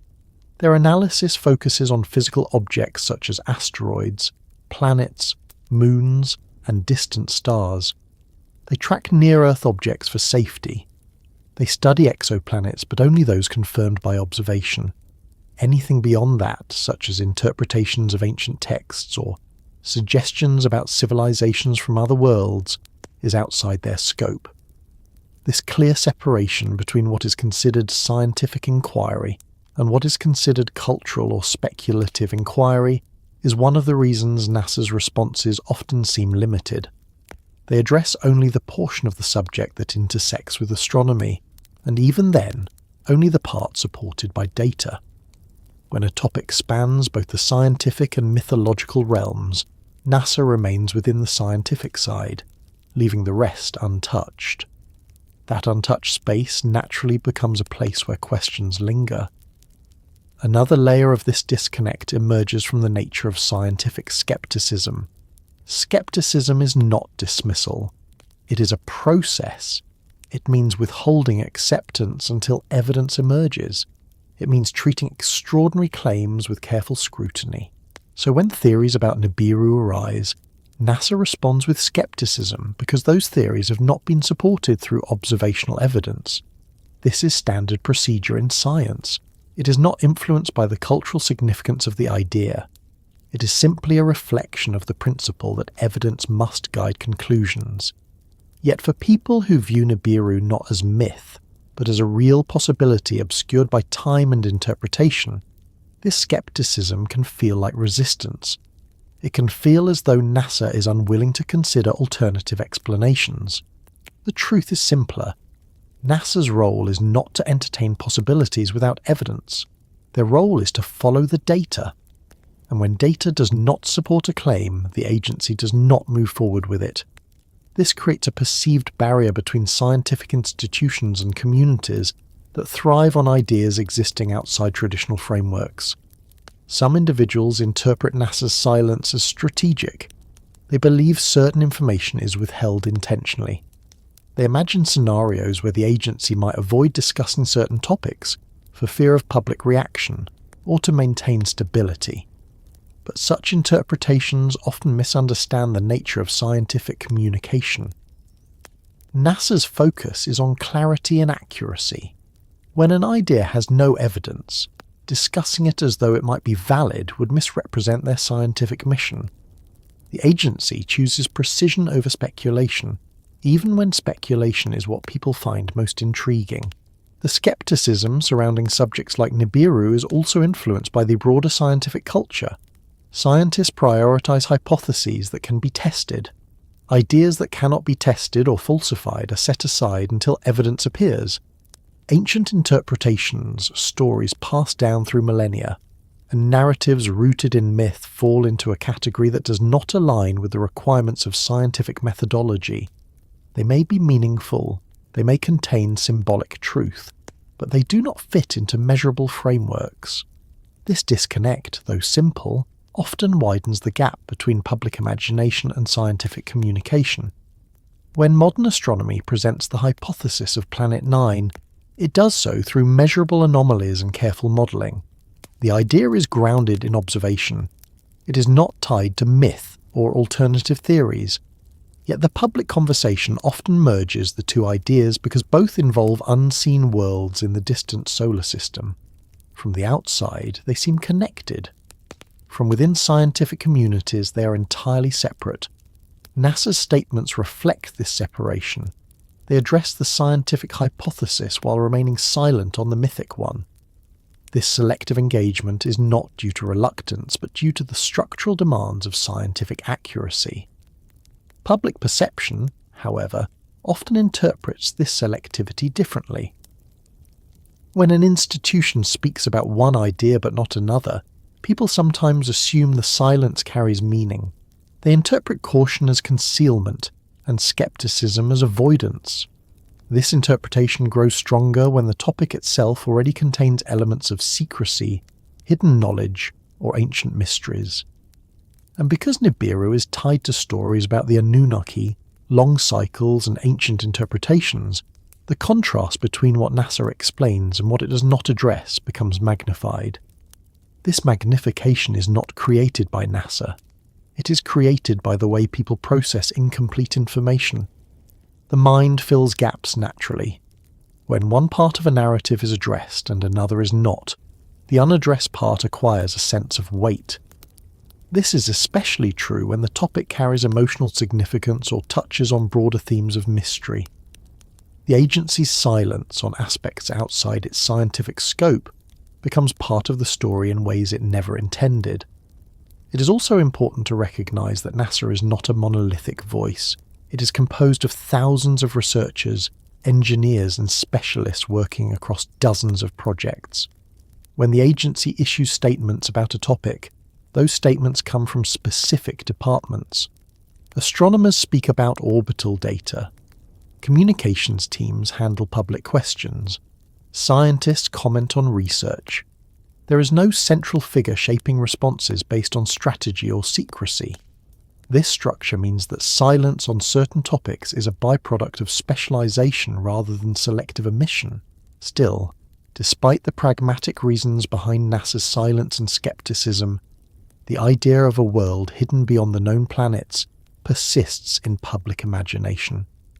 It persists because it occupies a space that science has not yet fully illuminated.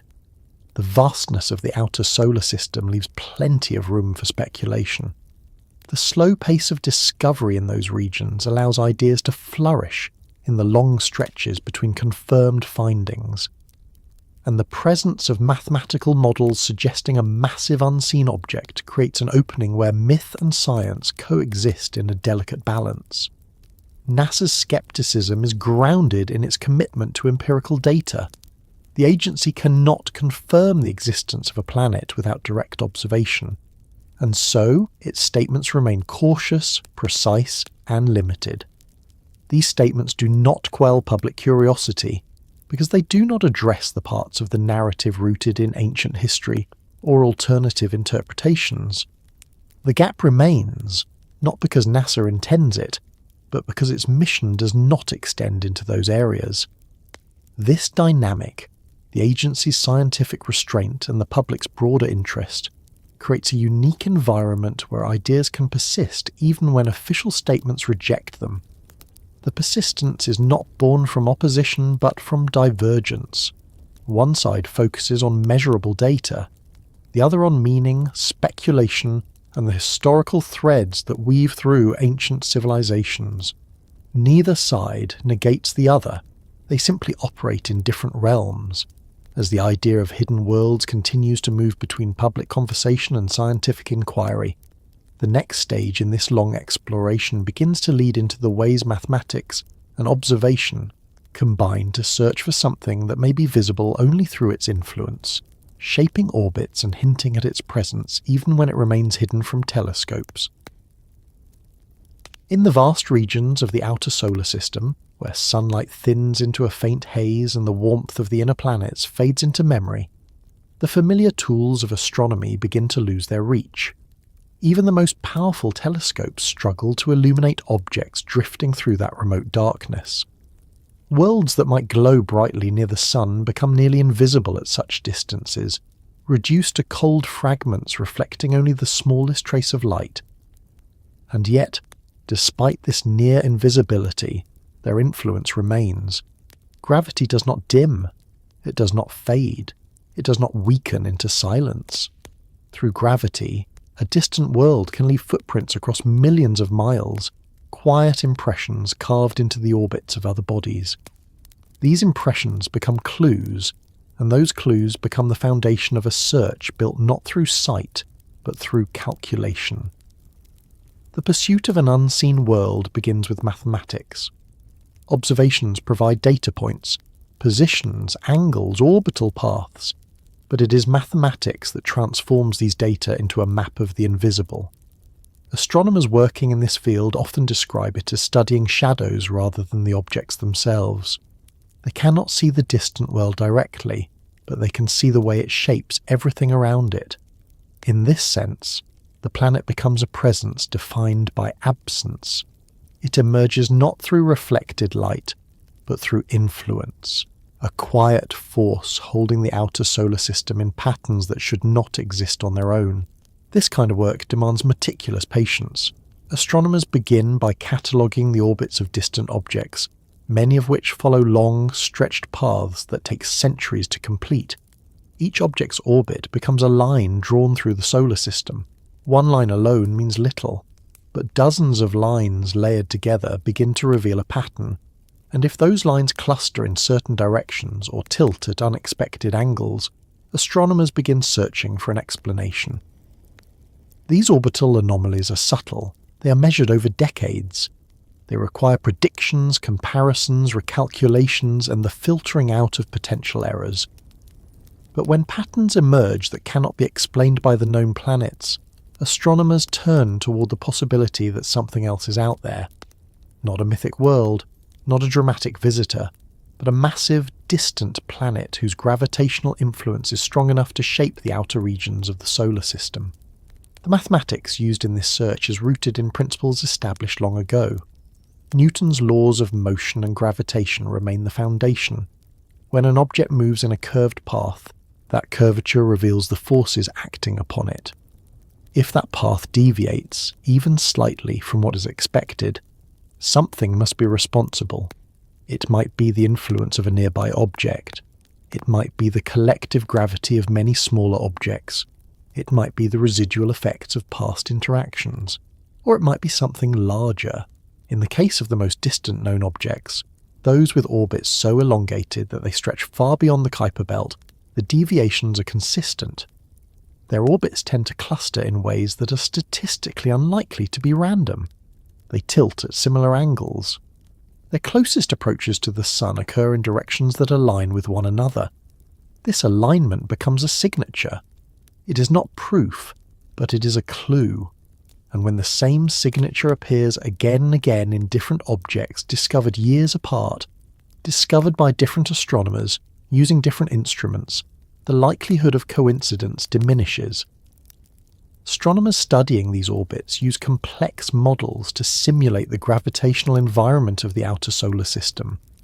These models incorporate the known planets, the distribution of Kuiper belt objects, and potential interactions that might influence motion. The models run through millions of simulations, adjusting positions, masses, orbital shapes, and time spans. When the models fail to produce the observed clustering without an additional gravitational source, that source becomes the simplest explanation. This is how the hypothetical world known as Planet 9 entered scientific discussion. It was not discovered by sight. It emerged from calculations showing that a planet several times the mass of Earth, orbiting at a great distance, could explain the observed patterns.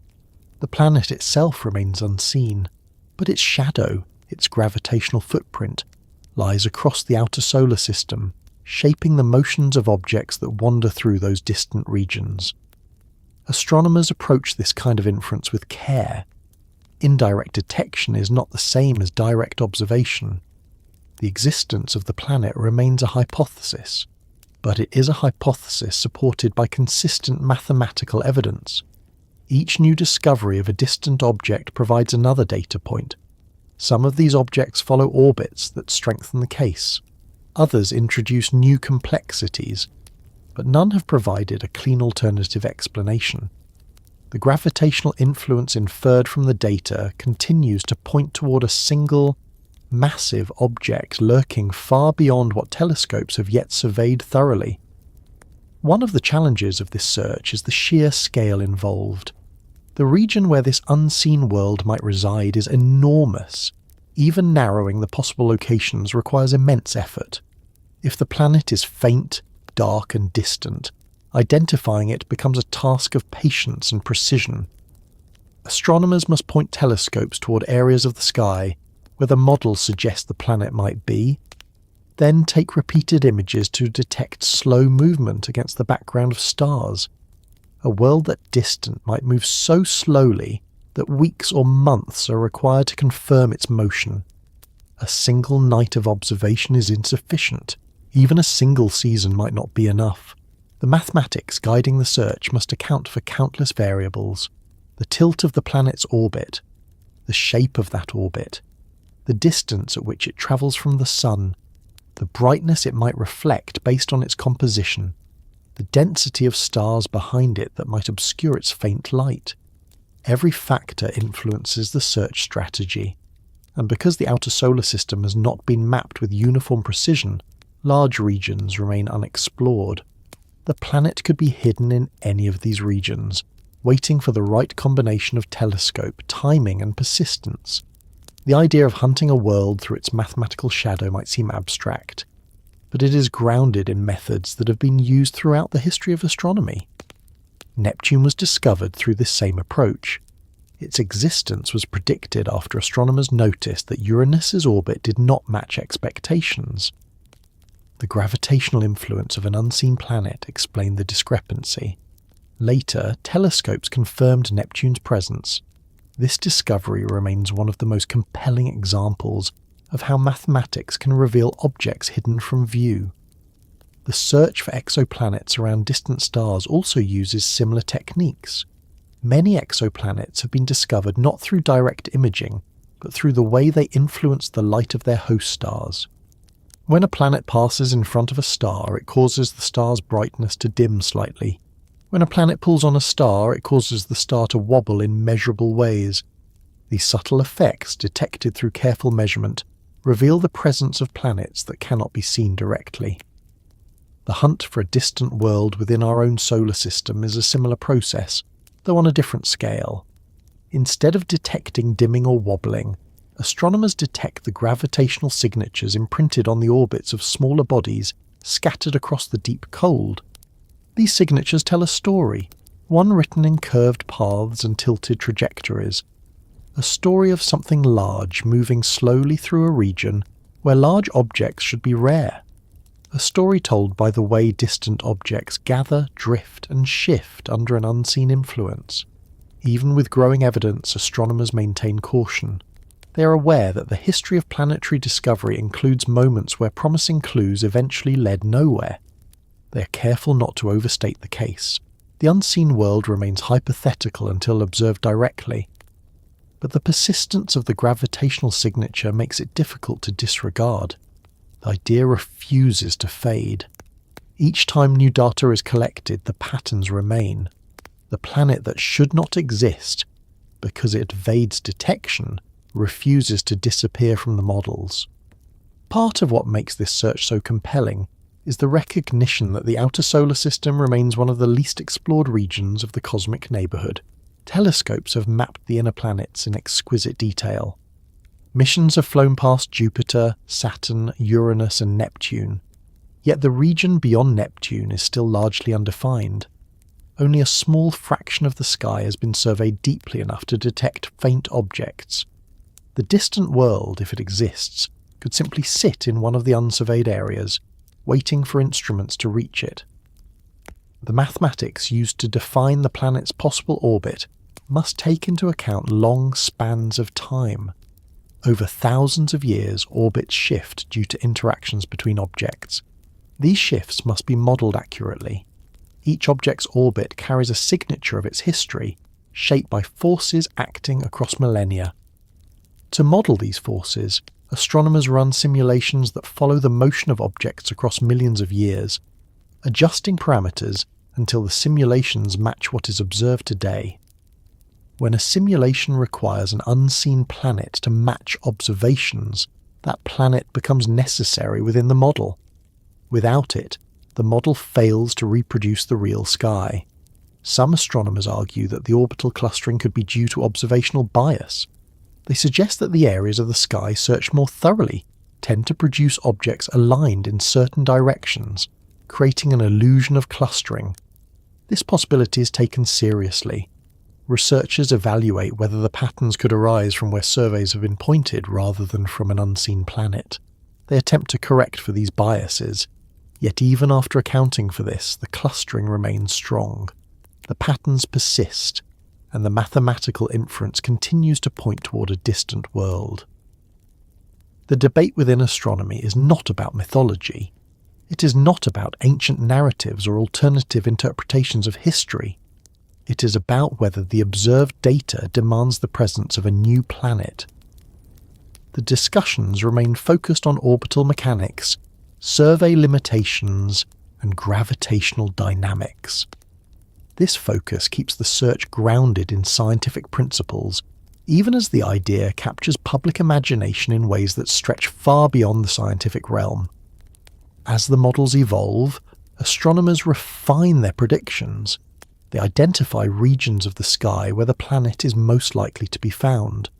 They adjust the estimated orbital distance, mass, and tilt based on newly discovered objects. They collaborate across institutions, sharing data and comparing models. The search becomes a global effort, not in the dramatic sense of a shared quest, but in the quiet, methodical sense of researchers working toward a common analysis. The world they search for would be unlike anything known in the inner solar system. It would be colder than Neptune, darker than Pluto, and slower than any object we have yet observed directly. Its surface might be composed of frozen gases or icy rock. It might possess a thin atmosphere or none at all. It might be a world of muted colour, reflecting only a faint glimmer of starlight. Its presence would not alter the tapestry of the inner planets. Its influence would remain subtle, shaping only the outermost regions. Yet its existence would expand the boundaries of what humanity knows about the solar system. It would add a new chapter to the story of exploration. The hunt for such a distant world is not driven by urgency. It is driven by curiosity. It reflects the willingness of scientists to follow clues even when the target remains invisible. It embodies the endurance required to explore regions where discovery comes slowly, one data point at a time. And because the search is grounded in mathematics rather than mythology, it becomes a journey defined by precision, patience, and steady progress rather than speculation. As astronomers continue this hunt, the next stage of the exploration begins to move toward how these distant clues, these gravitational traces and orbital patterns, intersect with the deeper narratives that blend scientific inference with the long-standing stories of ancient cycles and celestial visitors, creating a bridge between measurable patterns and the myths that have travelled through history. The boundary between memory and myth has always been porous.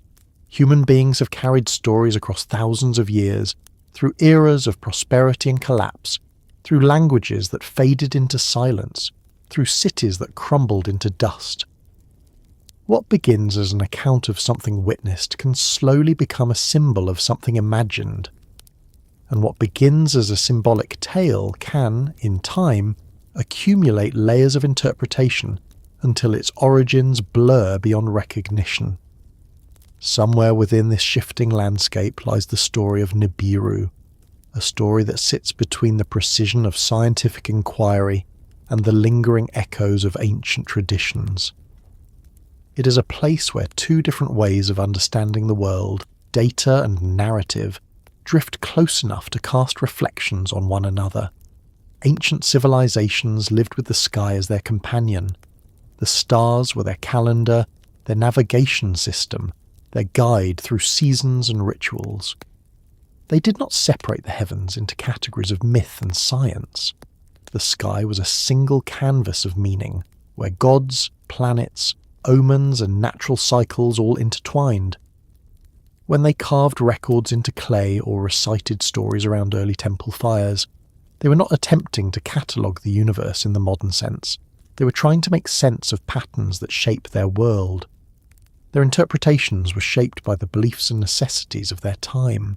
When modern readers encounter these ancient writings, the temptation is strong to interpret them through a contemporary lens. Some see metaphors and symbols that reflect the inner worlds of early civilizations. Others see potential memories of real events or encounters filtered through the language of myth. Still others see a mixture of both, stories rooted in observation but expressed in a form that mirrors the cultural framework of the people who wrote them. Within these multiple interpretations, the idea of Nibiru finds room to grow, not because it is definitively one thing or another, but because the ancient records contain just enough ambiguity to invite contemplation. Many ancient cultures described beings arriving from the sky.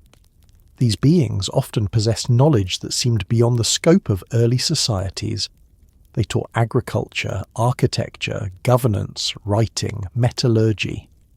They were credited with shaping the earliest cities and establishing the foundations of civilization.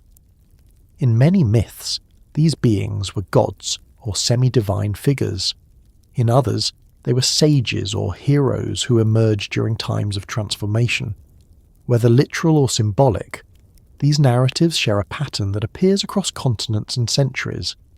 Some people interpret these stories as cultural expressions of the human intuition, that knowledge comes from beyond ordinary experience. Others interpret them as potential memories of contact with visitors from another world. These visitors, in some versions of the narrative, were linked to Nibiru, a world that passed through the heavens on cycles so long that only fragments of its presence remained in the collective memory of ancient civilizations. This interpretation does not rely on scientific evidence. It relies on resonance, the sense that ancient texts describe something that feels like it belongs to a larger pattern. Within the modern scientific community, however, the evaluation of such ideas depends entirely on evidence. Science deals in measurement, reproducibility and observation. It cannot incorporate stories unless those stories point toward phenomena that can be tested. The ancient concept of Nibiru, shaped by layers of interpretation, cannot be tested directly, and so it remains outside the boundaries of scientific inquiry, even as the mathematical search for a distant world unfolds within those boundaries. The interesting thing is that these two paths, ancient narrative and scientific pursuit, occasionally drift close enough to be mistaken for overlapping.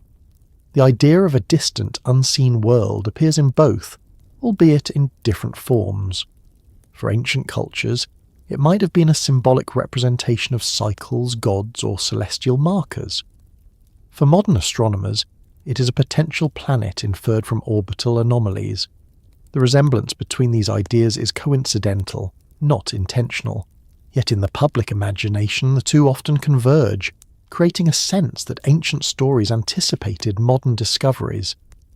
This perceived convergence has fueled many of the discussions surrounding Nibiru. People see in the ancient texts a possible reference to a long-period planet, and they see in modern astronomy the search for such a planet. The connection feels compelling, even though the two narratives originate from different foundations. The blending occurs not because the evidence supports it, but because human storytelling thrives on connections, especially those that span vast distances of time. When exploring whether ancient memories contain hints of real celestial events, it is important to consider how stories evolve. Across generations, narratives are shaped by retelling. Details shift, symbolic elements grow, practical observations become infused with cultural meaning. A comet might become an omen, an eclipse might become a battle between deities, a meteor might become a messenger. These transformations reflect the way humans make sense of the unfamiliar. They do not diminish the beauty of the stories, but they complicate efforts to interpret them literally. Yet it would be equally simplistic to assume that ancient people never recorded real observations within their myths. Many stories contain details that align with natural phenomena.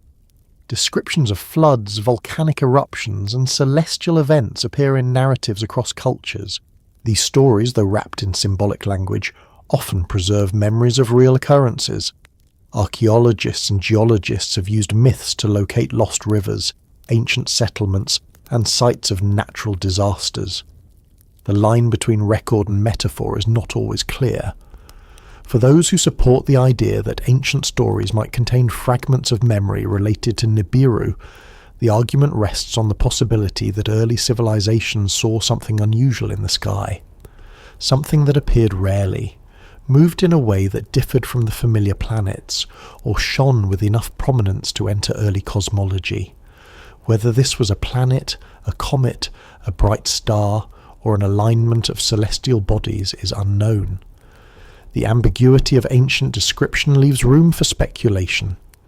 The tension between ancient memory and modern myth emerges because these stories have been retold through many layers of interpretation. In the 20th century, writers began to link ancient Mesopotamian texts to the idea of extraterrestrial visitors, interpreting references to gods and celestial beings as literal accounts of contact. These ideas became part of a broader movement that sought to view ancient myths as evidence of advanced knowledge. They gained traction because they offered compelling narratives, not because they were supported by archaeological consensus. This does not mean the interpretations are without value. They reflect a desire to explore the unknown, to connect human history to a larger cosmic context, to imagine possibilities that transcend ordinary boundaries. These ideas occupy a space between imagination and inquiry, where curiosity drives exploration even without firm evidence. But they also highlight the difference between narratives that aim to understand meaning and narratives that aim to understand mechanics. One seeks insight, the other seeks measurement. When ancient texts describe a world that crosses paths with our own, they may be speaking metaphorically about cycles of change. They may be referencing star positions or ritual calendars. They may be describing natural phenomena that appeared significant in their worldview. Or, in the view of some interpreters, they may be preserving a cultural memory of something rare and striking. The difficulty lies in determining which of these possibilities is closest to the truth. The texts do not provide enough detail to make a definitive claim. On the other side, modern science defines its criteria clearly. For a world to be considered part of the solar system, its existence must be confirmed through direct observation. For its orbit to be defined, measurements must be taken. For its effects to be analysed, data must be collected. Scientists are aware that the outer solar system remains largely unexplored, and they leave room for the discovery of new planets. but they cannot confirm the existence of a world based on ancient description alone. They require evidence that meets their standards. The meeting point between science and story occurs not in agreement, but in coexistence. Both approaches reflect human attempts to understand the universe. They originate from different eras, use different languages, and follow different rules, yet they share a common source, the desire to make sense of the sky. Ancient people looked upward with wonder, interpretation, and ritual. Modern astronomers look upward with telescopes, instruments, and models. The motivations differ, but the impulse is the same. This shared impulse explains why the idea of Nibiru endures.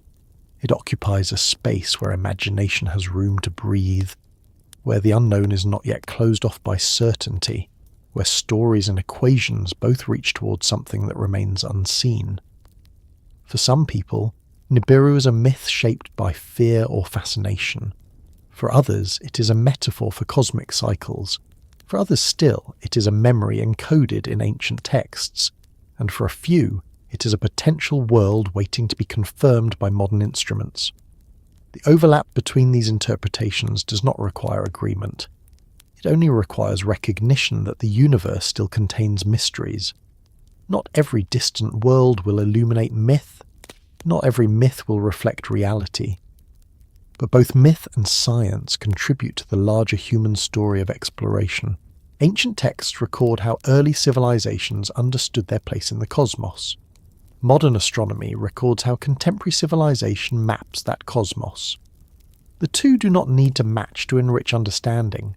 As more discoveries emerge from the outer solar system, and as scientific exploration continues to expand its reach, the next stage in this unfolding journey begins to turn toward the question of how long cycles, both mythic and astronomical, shape the way people interpret distant worlds, leading toward deeper explorations of time, recurrence, and the long arcs of motion that connect the ancient past with modern curiosity. The idea of a world moving through a long orbit carries a certain quiet weight.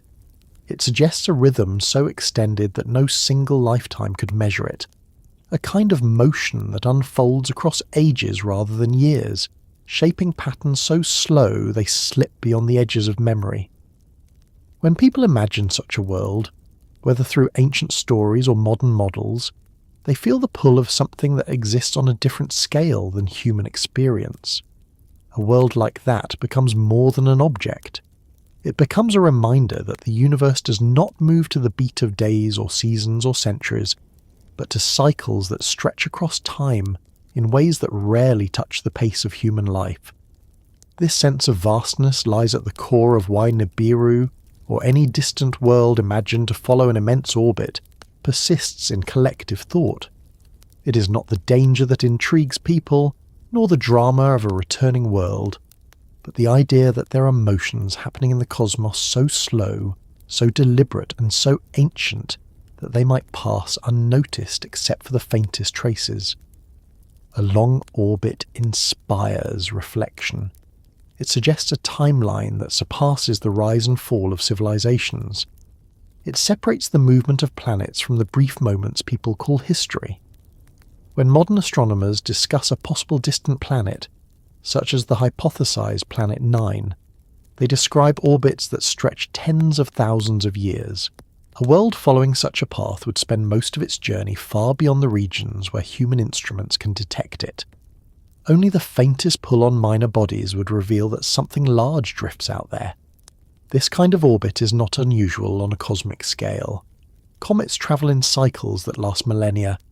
Some take so long to return that they are seen only once in the span of recorded history.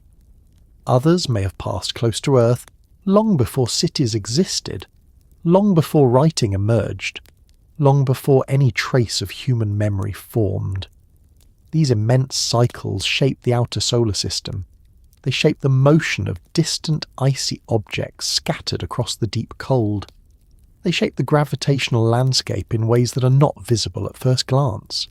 And because they unfold so slowly, their influence is easy to miss. Only when astronomers examine the farthest regions with patient precision do patterns begin to appear. a cluster of orbits angled in a particular direction, a handful of distant objects drifting in similar paths, a subtle deviation from mathematical expectations. These clues hint at the presence of something moving, according to a timeline that dwarfs human history. When people look at ancient myths and attempt to connect them with these long orbits, they often imagine that early civilizations witnessed something rare, something that did not fit the familiar cycles of the planets they could see. Ancient observers were skilled at recognizing patterns. They tracked the regular motions of Venus, Jupiter, and Saturn. They built calendars based on lunar and solar cycles. They noticed when stars rose at certain times of year. If something appeared that did not follow the expected rhythm, it would have stood out. And if it appeared only once within many generations, it might have been preserved not through observation, but through story. This possibility does not confirm the existence of Nibiru, nor does it validate the more dramatic interpretations that have grown around the idea. But it does explain why the concept resonates. People sense the distance between their brief stay on Earth and the immense rhythm of the cosmos. A planet with a long orbit becomes a symbol of that distance. It represents the passage of time on a scale that removes human life from the centre of the story. For some, this is unsettling. For others, it is comforting. For many, it is simply intriguing. The long orbit also carries another layer of appeal. It suggests that not all truths are immediately visible. Some require time to reveal themselves. Some require patience. The universe does not reveal everything at once. It unfolds slowly, and sometimes understanding arrives only when enough pieces have accumulated to form a pattern. This idea mirrors the way people interpret ancient stories. Fragments from different cultures, eras, and regions form patterns that may or may not point to a shared origin. The longing for answers arises from the desire to connect these fragments, to uncover a continuity that stretches across the gaps.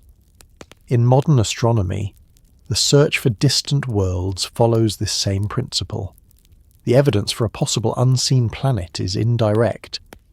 It appears in subtle gravitational effects, in the clustering of faraway orbits, in the measured behaviour of objects that drift through the outskirts of the solar system.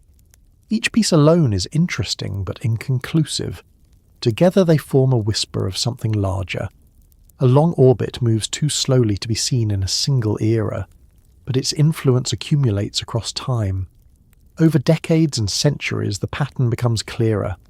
The planet itself remains beyond sight, but its presence is felt through the motions it shapes.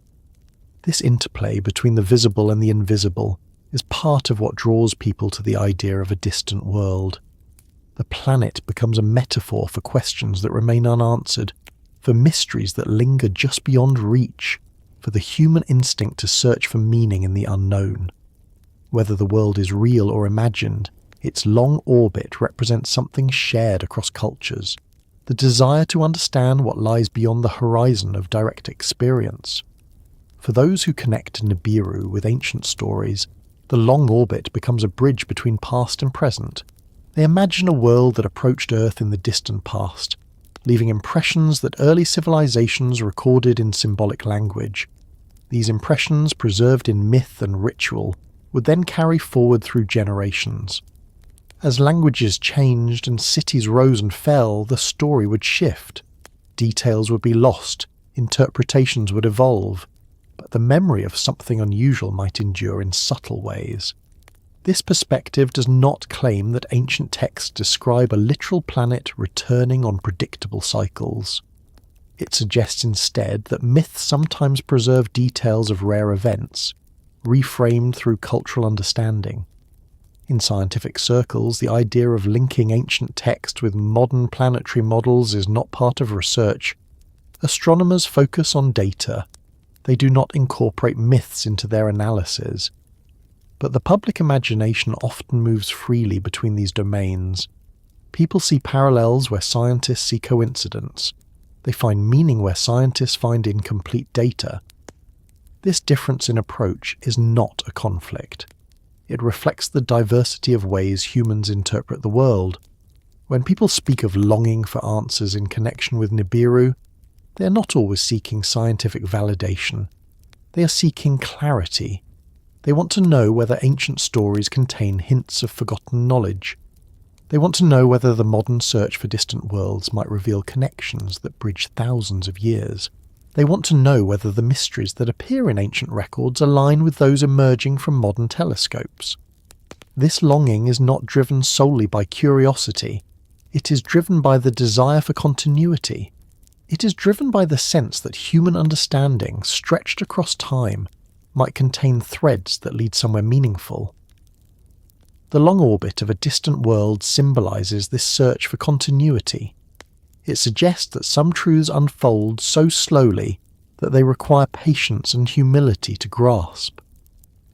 It suggests that understanding is not always immediate. It suggests that the universe moves in ways that cannot be rushed. For many people, this idea resonates deeply. It reflects the pace of discovery in both ancient and modern times.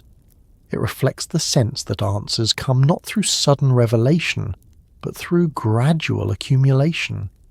Astronomers searching for a hypothetical distant planet experience this slow accumulation firsthand. Their work spans years of observation.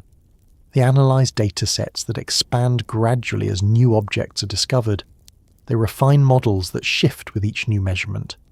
Their search does not move in leaps. It moves in quiet increments, guided by patience and precision. The long orbit shapes their approach. They know that if the world exists, it moves so slowly that its position cannot be predicted with certainty. They understand that the search might take decades or more. They accept that discovery, if it comes, will arrive in its own time. This slow rhythm mirrors the way ancient stories endured. They did not survive because they were written in a single moment. They survived because they were carried across generations. They became part of rituals, traditions, and teachings. They grew roots in the memory of communities. They shifted shape but retained a sense of continuity. The long orbit parallels this process. It represents cycles that outlast individuals, families, kingdoms, and even entire civilizations. It transforms the concept of time from something measured in years to something felt across ages. For those who view Nibiru as a myth shaped by modern interpretation, the long orbit represents the endurance of imagination. It reminds people that myths are not static. They adapt. They absorb new ideas. They respond to changes in culture, technology, and scientific understanding. The story of Nibiru today is not the same as the references found in ancient texts. It incorporates elements from astronomy, popular media, and personal speculation.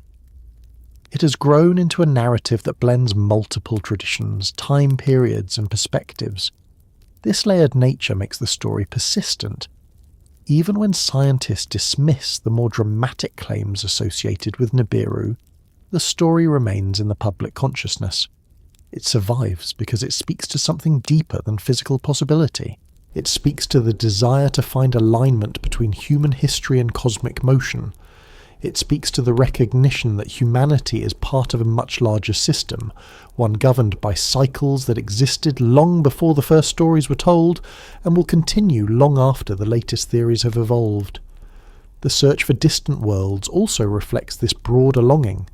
Humans have always looked outward, seeking to understand where they fit within the universe. The quest for planets beyond Neptune is part of that exploration. It is not driven by myth, but by the recognition that the solar system is more extensive than early astronomers realized. Each new discovery expands the boundaries of what people know. Each new data point adds to the collective understanding. The long orbit of a hypothetical distant world symbolizes the ongoing nature of this pursuit. As the search continues, the idea of an unseen planet becomes both a scientific challenge and a cultural symbol. It represents the unknown regions that still exist, even in a time when the inner solar system has been mapped in detail. It represents the possibility that there are still major discoveries waiting to be made. It represents the sense that the universe holds mysteries that have not yet been revealed. For those who look at both ancient stories and modern science, the long orbit becomes a way to connect different forms of knowledge. It becomes a reminder that understanding does not arrive all at once. It unfolds slowly, shaped by observation, interpretation, and the passage of time. It reflects the patience required to explore both physical and historical landscapes. It suggests that the answers people seek may not be found quickly, but will emerge gradually as more pieces fall into place. The long orbit also carries a sense of perspective. It places human life against a backdrop of cosmic time. It reminds people that the universe is vast, that its rhythms stretch across spans that defy comprehension. This perspective can be humbling. It can also be grounding. It shows that humanity's search for meaning is part of a much larger motion. It shows that human curiosity, even in its smallest moments, aligns with forces that move through the universe in arcs too large for any single generation to witness. As this steady reflection continues forward, the next stage begins to lead toward the deeper ideas about how theories surrounding the Anunnaki and distant worlds grow, combine, evolve, and persist in the spaces where ancient interpretation, modern speculation, and scientific caution converge, setting the path toward the narratives that shape what many imagine those distant beings might represent. When the stories of the Anunnaki moved beyond the realm of archaeology and into the broader world of modern interpretation, they took on a new kind of life. They drifted from the quiet corridors of ancient history into conversations shaped by imagination, speculation, and the enduring desire to understand where humanity came from. These stories, once bound to clay tablets and temple inscriptions, began to evolve into theories about visitors from distant worlds, engineers of early civilization, or symbolic reflections of something far more internal. And as Nibiru became intertwined with these tales, the Anunnaki gained a place in modern narratives that extends far beyond their original cultural context. The earliest records describing the Anunnaki were rooted in the world of Sumerian cosmology. These beings represented aspects of creation, authority, knowledge, and order. Their presence filled myths that explained how the world began, how kings were chosen, how rivers were set in motion, and how humanity learned to cultivate land and build cities. The language used to describe them was shaped by the worldview of a civilization that saw the heavens and earth as part of a unified structure. Their stories were not meant to be literal accounts of extraterrestrial encounters, but expressions of how ancient people understood the forces shaping their lives. Yet as modern readers encountered these texts through translation, the descriptions took on new layers of meaning. In a world that had become increasingly fascinated by the idea of advanced extraterrestrial life and the possibility of civilizations beyond Earth, the Anunnaki became part of a broader conversation. Some saw similarities between the ancient stories and modern theories about visitors from other worlds. This shift did not originate from archaeology, but from the imagination of authors, researchers, and thinkers who sought alternative explanations for the sudden appearance of advanced knowledge in early human history. The first major wave of reinterpretation emerged in the 20th century, when certain authors proposed that the Anunnaki were not mythological beings, but literal visitors who travelled to Earth from another planet. According to this interpretation, they were advanced beings who used their knowledge to elevate early humans, teaching them agriculture, mathematics, writing, and governance. Some versions suggested they engineered humanity itself, altering or guiding its development. These ideas were not supported by archaeological consensus, yet they resonated strongly with readers who found in them a mixture of intrigue, wonder, and a sense of cosmic connectedness. The notion of visitors appealed to those who felt that early civilizations advanced too quickly to be explained solely through gradual development. They pointed to the sudden emergence of writing systems, monumental architecture, complex mythologies, and astronomical knowledge that seemed unusually precise. They saw in the Anunnaki stories the possibility that early humans received a kind of jump start, guided by beings who already possessed the knowledge that ancient cultures attributed to the gods. The ancient descriptions of skyborne figures descending in radiant forms were interpreted as accounts of advanced visitors, framed in the language available to the people of the time. Other interpretations focused not on visitors but on engineers. These versions propose that the Anunnaki were involved directly in shaping human biology, perhaps through genetic intervention. They pointed to myths describing the creation of humanity from clay mixed with divine elements, suggesting that such stories could symbolically reflect early attempts to describe a process that might resemble genetic modification. These ideas, though speculative, found their place in the landscape of alternative theories about human origins. They raised questions not about the literal truth of the myths, but about the possibility that symbolic language might encode memories of events that were interpreted through the lens of the ancient world. Such interpretations were controversial. Archaeologists emphasize that myths often use creation stories to convey cultural meaning rather than biological detail. They pointed out that symbolic narratives about divine creation appear across many civilizations. They noted that the rapid rise of early cultures can be explained through environmental, social, and cognitive developments, rather than external intervention. But these perspectives did not halt the spread of alternative interpretations. The appeal of the Anunnaki as engineers of humanity continued because it resonated with a deeper desire to understand the origin of intelligence, creativity, and cultural development. Still other interpretations shifted away from literal readings entirely. Instead of viewing the Anunnaki as physical beings, they saw them as symbols of something more internal, representations of human potential, collective memory, or psychological archetypes. In this view, the stories of the Anunnaki reflected early attempts to describe the forces that shape societies. The gods represented aspects of human experience projected onto the cosmos. Creation myths expressed the birth of consciousness. Stories of divine guidance symbolized the development of culture, language, and technology. The Anunnaki became reflections of the human mind trying to understand its own origins. This symbolic interpretation aligns with the way many anthropologists and historians approach mythology. They see myths as mirrors of cultural values, fears, and aspirations. They view deities as embodiments of natural forces or social structures. They interpret creation stories as expressions of collective identity. For these scholars, the Anunnaki represent the ancient effort to explain the emergence of civilization, framed in the imagery and language familiar to the people who lived at the dawn of urban life. What makes the Anunnaki particularly compelling is that all three interpretations, visitors, engineers, and symbols, persist simultaneously in modern culture. They are not competing in a strict sense. They coexist, each appealing to different aspects of human curiosity. The visitor interpretation appeals to those who wonder whether humanity is part of a wider cosmic network. The engineer interpretation appeals to those who seek explanations for the rapid appearance of advanced knowledge. The symbolic interpretation appeals to those who study the evolution of human thought and culture. These interpretations gain further energy when linked to the idea of Nibiru.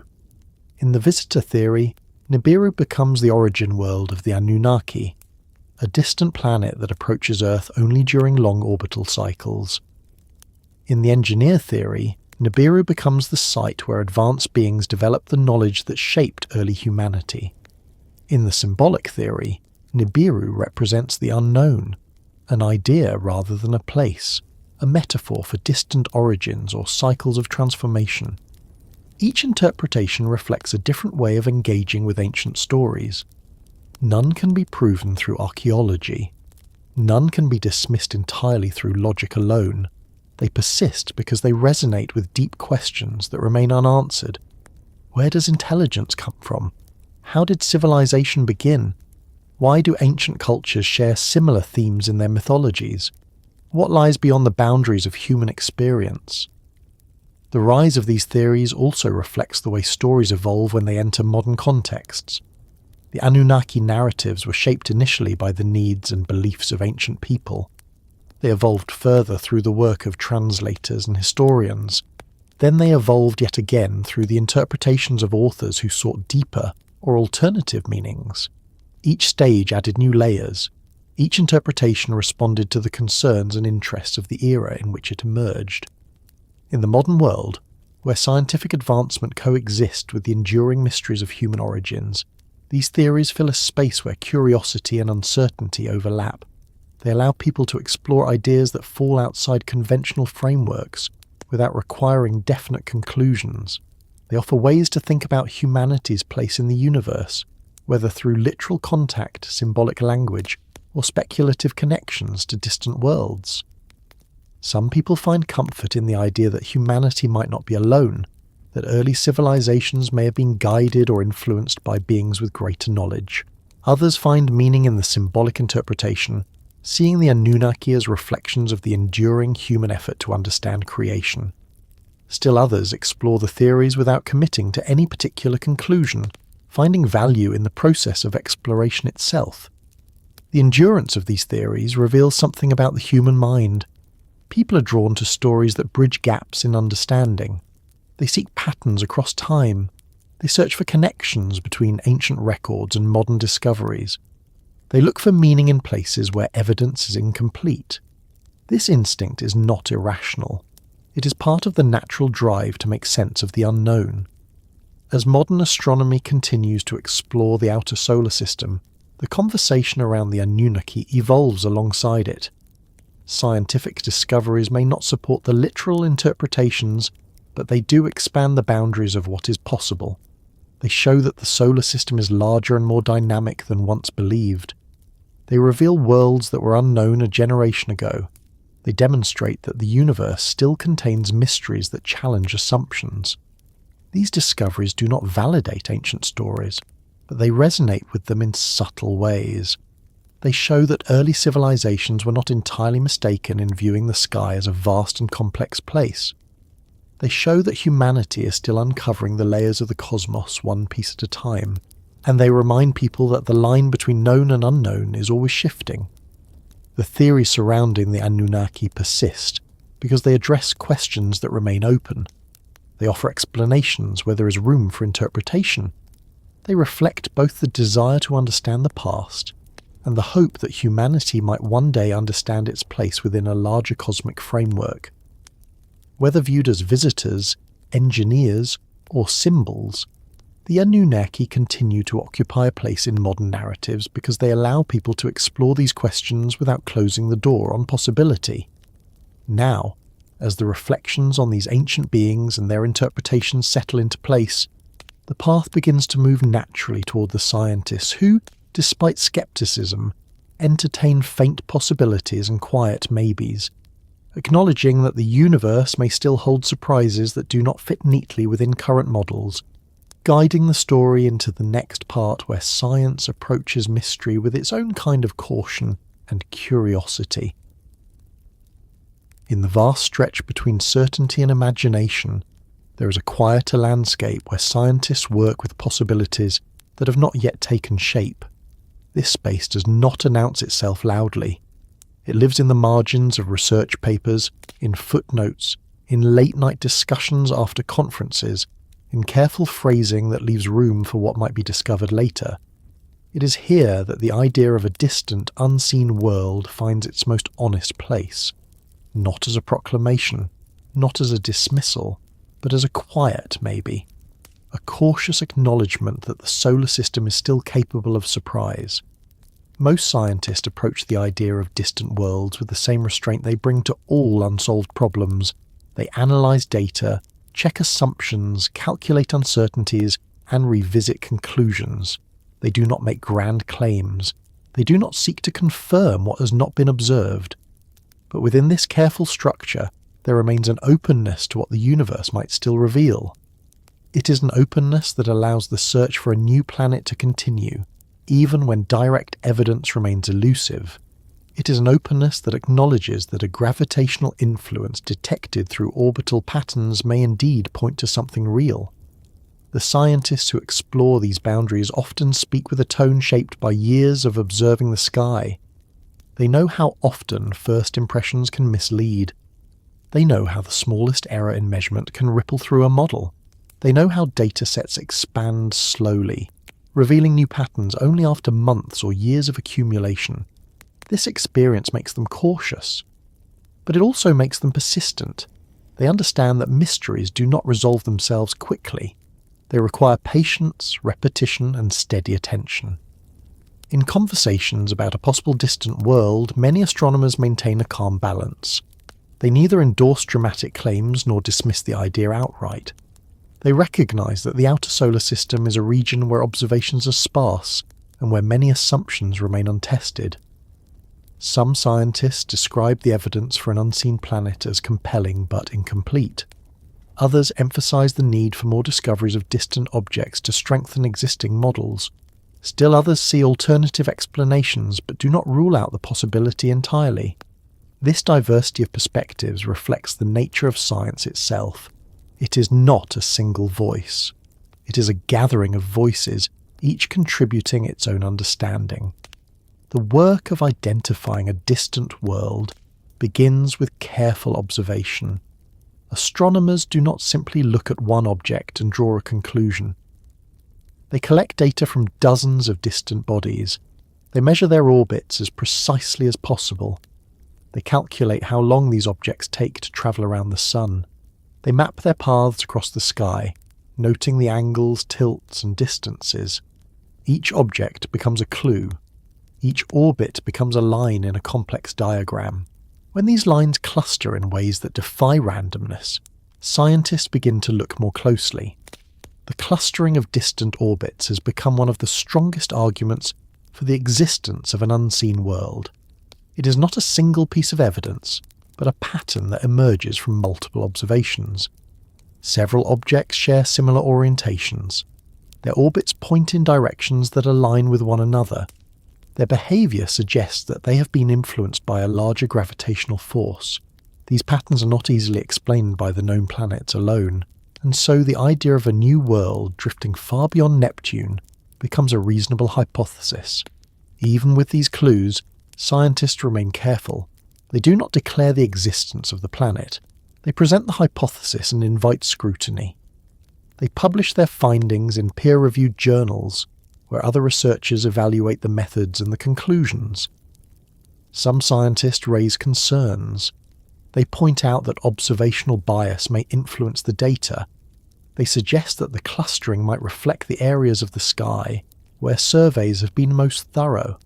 They propose alternative models that might explain the behaviour of distant objects. These critiques are not dismissals. They are part of the process. They help refine the search.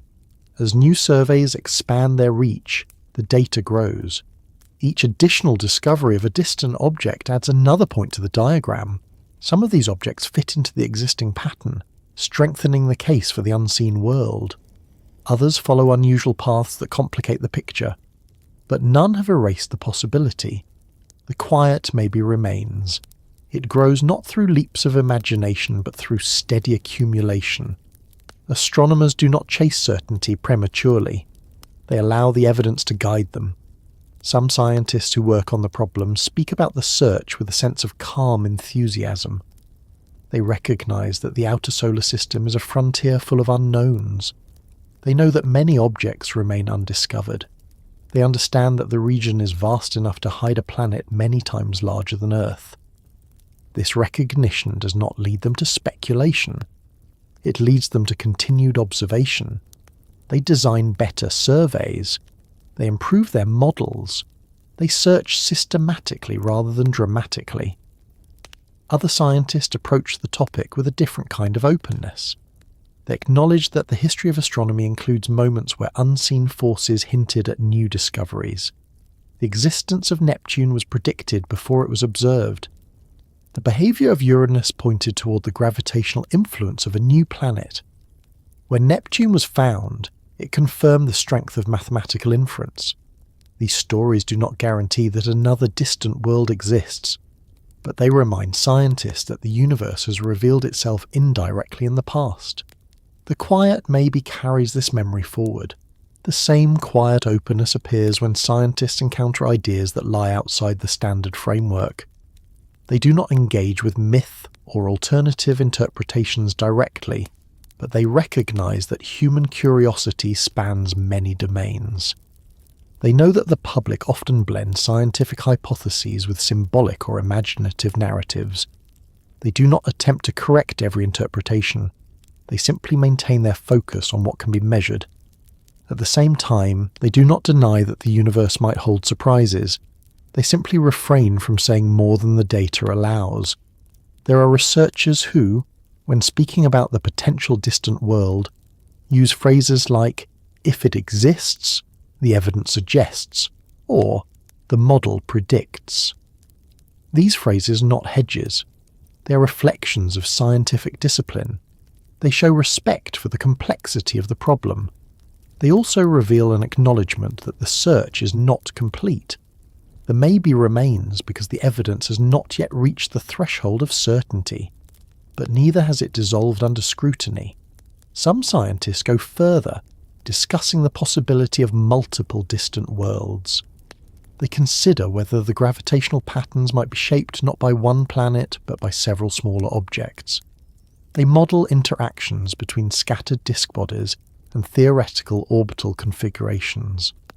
They test how different distributions of mass affect the clustering. In exploring these possibilities, they do not close the door on the idea of a single distant world. They simply expand the scope of inquiry. In these discussions, the tone remains calm. Even when excitement rises, it is contained. Scientists understand that speculation without evidence can mislead. They also understand that dismissing ideas prematurely can limit discovery. The quiet maybe exists between these extremes. It keeps the search alive without letting it drift into exaggeration. The scientists who voice these careful maybes often work behind the scenes. They spend long hours analysing data. They debate the details of orbital dynamics. They refine simulations that predict how objects behave over millions of years. They write papers that are read mostly by other researchers. Their influence is not loud, but it shapes the direction of discovery. Their caution ensures that claims are supported. Their openness ensures that new possibilities are considered. The quiet maybe becomes even more meaningful when seen against the backdrop of the unknown.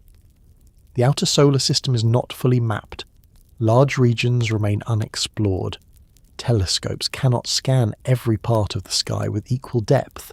A faint, distant world could be hiding behind dense star fields. It could be located in areas where surveys have not yet looked deeply. It could be moving so slowly that detecting its motion requires years of repeated observation.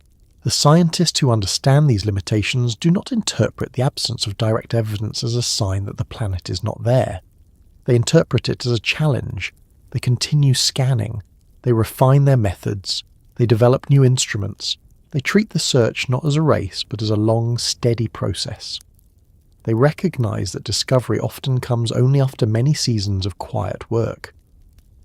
These same scientists are aware that the public imagination often moves faster than scientific progress.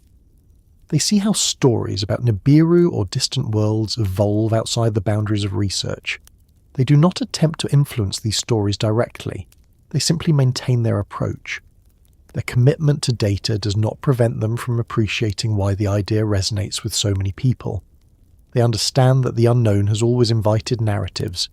They understand that myths, symbols, and speculative ideas arise naturally from the gaps in understanding.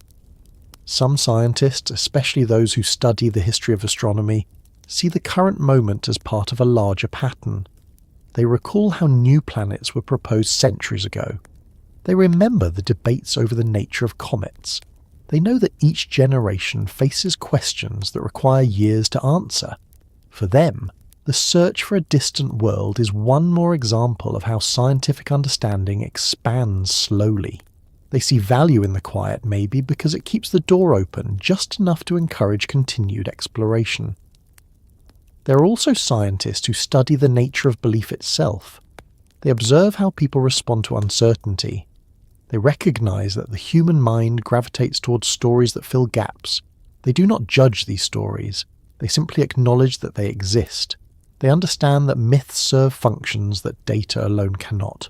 These scientists, though not directly involved in the search for new planets, contribute to the broader understanding of how ideas like Nibiru persist.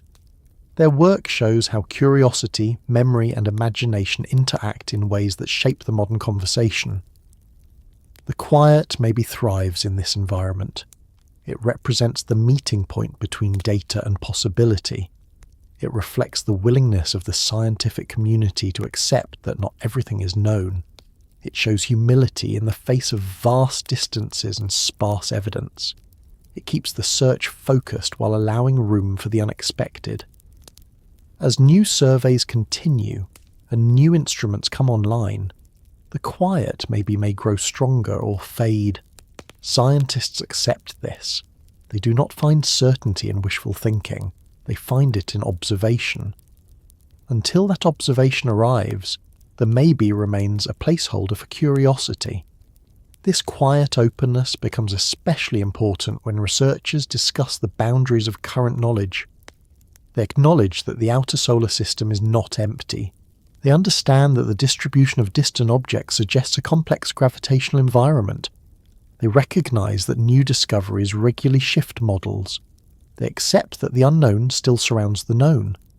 This acceptance does not weaken scientific rigor. It strengthens it. It allows scientists to remain grounded while still exploring. Some researchers imagine that the unseen world could be discovered within years if the right region of the sky is surveyed deeply enough. Others believe it may take decades. Still others think that indirect evidence will continue to build until the existence of the planet becomes the most reasonable conclusion even before it is imaged directly. These varying perspectives do not conflict. They reflect different assessments of the challenges involved. Throughout this ongoing work, the scientists who whisper quiet maybes maintain a steady approach. They do not rush. They do not overstate. They do not dismiss the possibility. They move forward with patience. They evaluate each new piece of data carefully. They keep their attention focused on what the observations reveal. This kind of steady commitment is what fuels long-term discovery, and as their cautious reflections continue forming the foundation of the scientific search, the narrative itself begins to lean toward the next natural stage, where the long endurance of myth blended with careful observation leads into the broader landscape of how ideas persist across time, shaping conversations that travel through generations even when certainty remains just beyond reach. Across time, certain ideas return again and again, moving through generations with a kind of persistence that seems to follow its own quiet rhythm. They appear in different eras, shaped by different cultures, carrying meanings that shift with the needs and fears and hopes of the people who encounter them. Nibiru is one of these ideas. It does not remain fixed.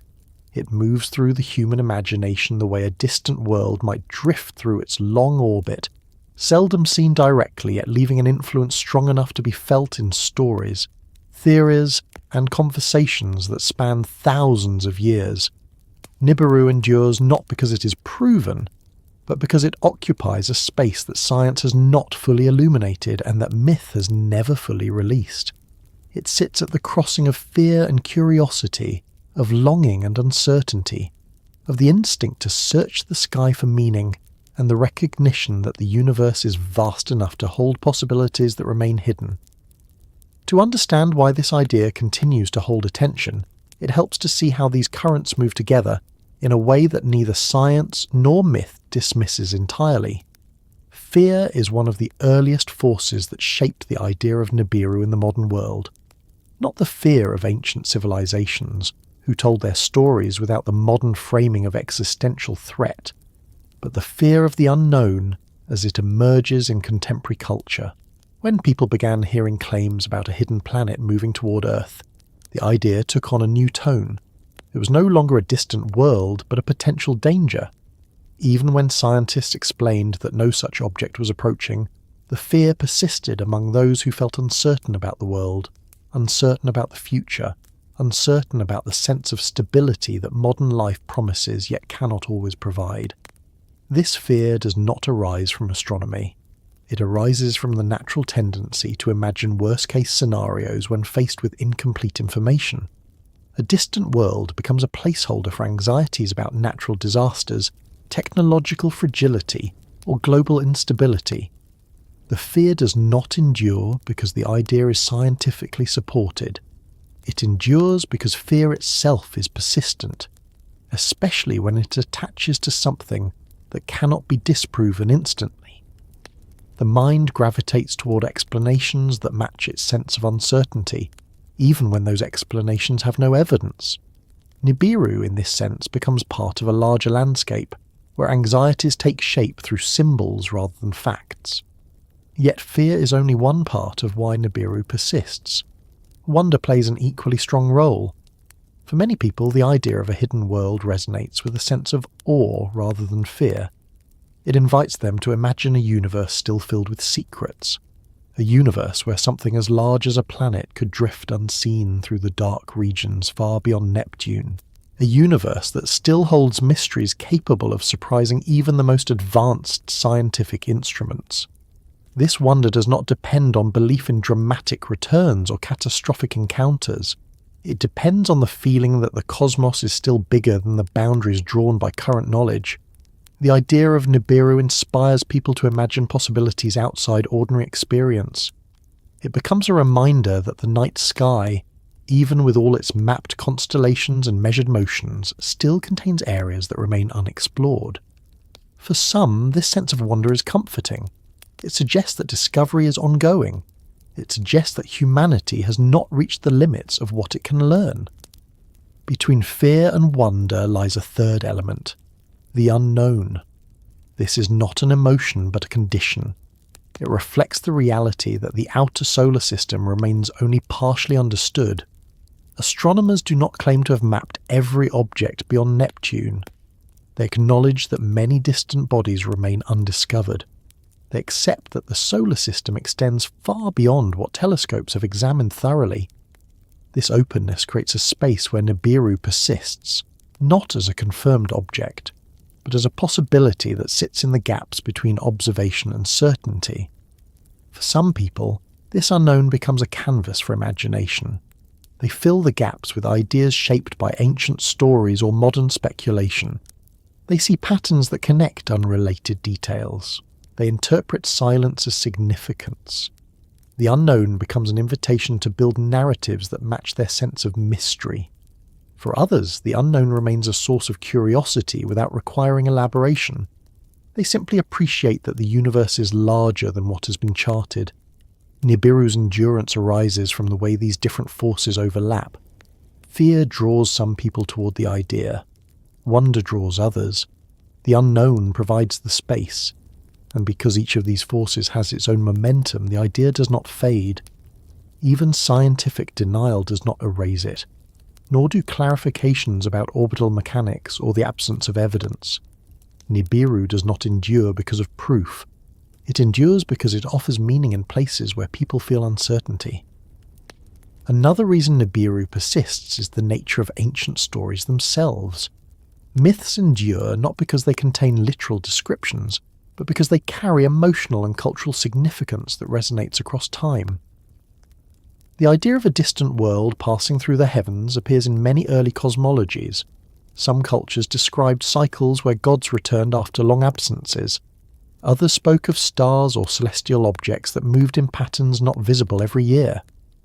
These stories reflected the rhythm of the sky as people understood it.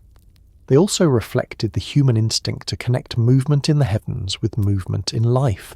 When modern readers encounter these ancient narratives, they interpret them through contemporary frameworks. Some see metaphors, others see symbolic expressions of natural phenomena, others see potential memories of unusual celestial events.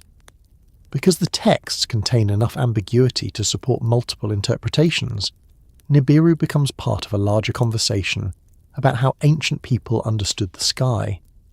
This connection gives the idea a sense of weight, even when the interpretations extend beyond what archaeological evidence supports. The blending of ancient stories with modern scientific speculation further fuels the endurance of the idea. The discovery of exoplanets, the hypothesis of Planet 9, and the increasing focus on distant regions of the solar system create an atmosphere in which hidden worlds feel plausible. Not the dramatic versions tied to catastrophes, but the quieter versions tied to gravitational models and orbital anomalies.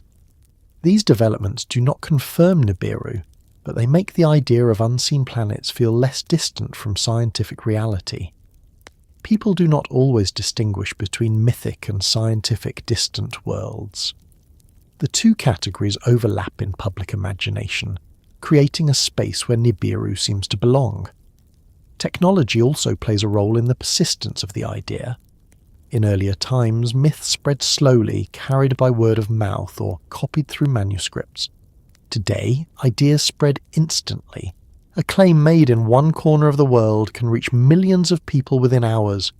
Interpretations, misunderstandings, and imaginative theories can circulate rapidly. Once an idea enters this environment, it becomes difficult to contain. It gains momentum not through evidence but through repetition. Even when experts clarify misunderstandings, the explanations may not spread as far as the original claims. The idea remains in circulation because it travels faster than attempts to correct it. Nibiru also endures because it touches a deeper theme, the desire for hidden knowledge.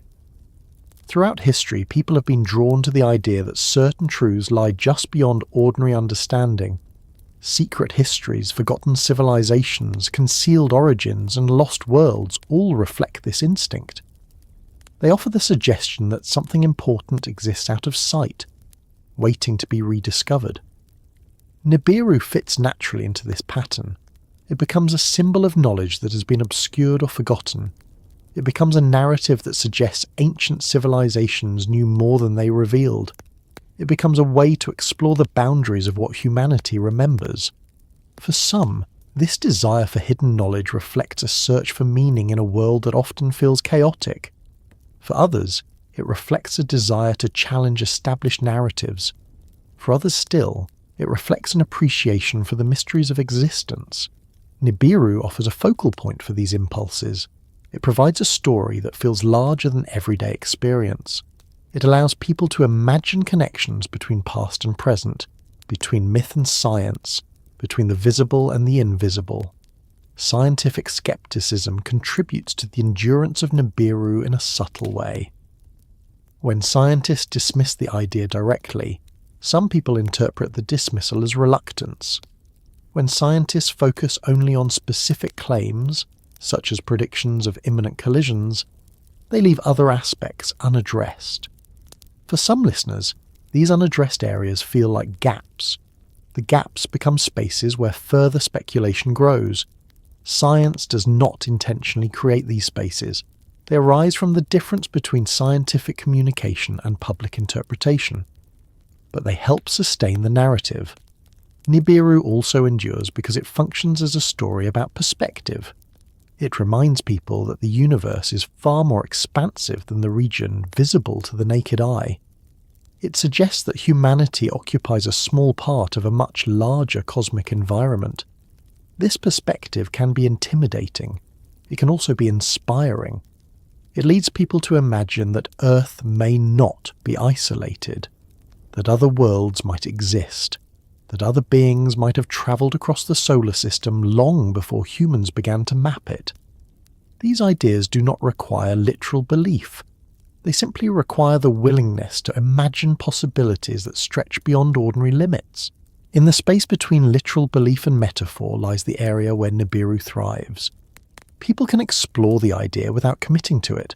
They can appreciate its symbolic power without requiring physical proof. Nibiru becomes a way to think about origins, destiny, cycles, and cosmic motion. It becomes a way to reflect on the scale of the solar system and the pace of time. It becomes a way to consider how ancient memory and modern science coexist. For some people, Nibiru endures because it feels like an unfinished story. There are unanswered questions in both ancient history and modern astronomy. There are gaps in the record that no amount of translation can fill. There are regions of the sky that remain only partially explored. The idea persists because it represents the possibility that these gaps connect in meaningful ways. Even if the connections are not literal, the concept allows people to explore the unknown in a structured and meaningful way. Nibiru also persists through its adaptability. It changes shape depending on who tells the story. To some, it is a mythic world associated with gods and creation. To others, it is an astronomical object that might exist at the edges of the solar system. To others, it is a metaphor for cycles of transformation. To others still, it is a narrative shaped by fear or fascination. This adaptability ensures that the idea does not fade, it transforms rather than disappearing. The endurance of Nibiru reflects the nature of human curiosity itself. It shows how people seek to connect the past with the present. It shows how they interpret the unknown through the lenses of their own time. It shows how stories evolve as the world changes. It shows how the boundaries between science, myth, and imagination remain fluid. As these reflections gather and settle, the next movement begins to form naturally, guiding the story toward the final stage where the endurance of Nibiru merges with the broader meaning people draw from hidden worlds and unseen cycles, setting the path toward the closing exploration of what a distant, hypothetical planet reveals about the human relationship with the sky and the mysteries that still lie beyond sight. The endurance of an idea like Nibiru brings the story toward a quieter horizon, a place where the presence of a hidden planet is not about fear or speculation, but about the long shared relationship between humanity and the sky. It leads toward a reflection on what distant worlds mean, not in the sense of predictions or warnings, but in the sense of perspective. Throughout all the centuries of watching the heavens, a theme has remained constant. People look upward not only to measure what is there, but to understand something about themselves. And when they imagine a distant world moving through the dark, far beyond the reach of telescopes and boundaries of known space, something in that image resonates with a feeling that has been with humanity since the first person looked up at the stars and wondered what lay behind them. A world that moves in silence through the edges of the solar system carries a particular kind of symbolism, even if it remains hypothetical. It reminds people that the universe continues beyond the limits of perception.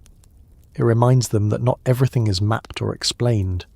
Even in an age when satellites orbit the Earth and rovers explore distant planets, there are still stretches of the cosmos where uncertainty prevails. The idea of a hidden world invites a sense of perspective, showing that discovery is not a closed story, but an ongoing process that expands whenever the boundaries of knowledge shift. For many, the significance of such a world lies not in its physical presence, but in what it represents. A planet that remains unseen yet influences the motion of others becomes a reflection of unseen forces in life, the ones that shape events quietly, gradually, without drawing attention. People recognize themselves in that metaphor.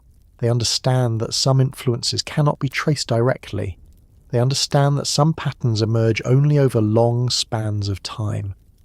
A distant world with a long orbit embodies these aspects naturally. Its meaning does not require literal interpretation. It represents endurance, patience, and the slow pace of understanding. In scientific terms, the search for a hidden planet is an example of how much remains to be learned about the solar system. For all the progress made in mapping near-Earth objects and exploring the outer planets, the region beyond Neptune remains one of the least understood areas. Astronomers acknowledge that the distribution of distant objects reveals a complex gravitational environment. They know that the models predicting a distant planet depend on evidence that is subtle and incomplete. They accept that the search may take years. The significance of the search lies in this acceptance. It shows that scientific understanding is not finished. It shows that the universe retains its capacity to surprise. This quiet openness reflects a deeper truth. Humanity is still in the early stages of understanding its cosmic surroundings. The night sky remains large enough to hold mysteries that invite new ways of thinking. The possibility of a hidden world becomes a reminder that certainty is not the default state of knowledge. It is something earned through patience, observation, and time. People respond to this reminder because it connects with the sense of humility that accompanies any sincere attempt to understand the universe. For those drawn to the deeper symbolic aspects of Nibiru, the idea carries a sense of continuity. It suggests that ancient stories and modern science may share a common starting point: the recognition that the sky contains layers of meaning. Ancient civilizations interpreted the heavens through stories shaped by their environment and experience. Modern astronomers interpret the same sky through measurements and calculations. The approaches differ, but the impulse is the same. Both seek to understand a world that stretches beyond the reach of immediate perception. The hidden planet becomes a bridge between these approaches, not because the interpretations align, but because they reflect a shared curiosity.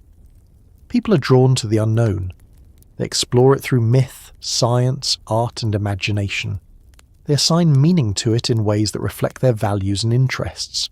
Nibiru persists because it offers a focal point for this curiosity, regardless of whether it exists physically. It becomes a symbol of the part of the cosmos that remains uncharted. The significance of this idea grows when placed alongside the pace of human life.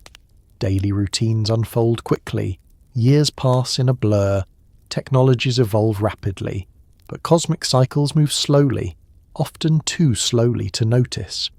A planet with an orbit spanning thousands of years surpasses the lifespan of civilizations.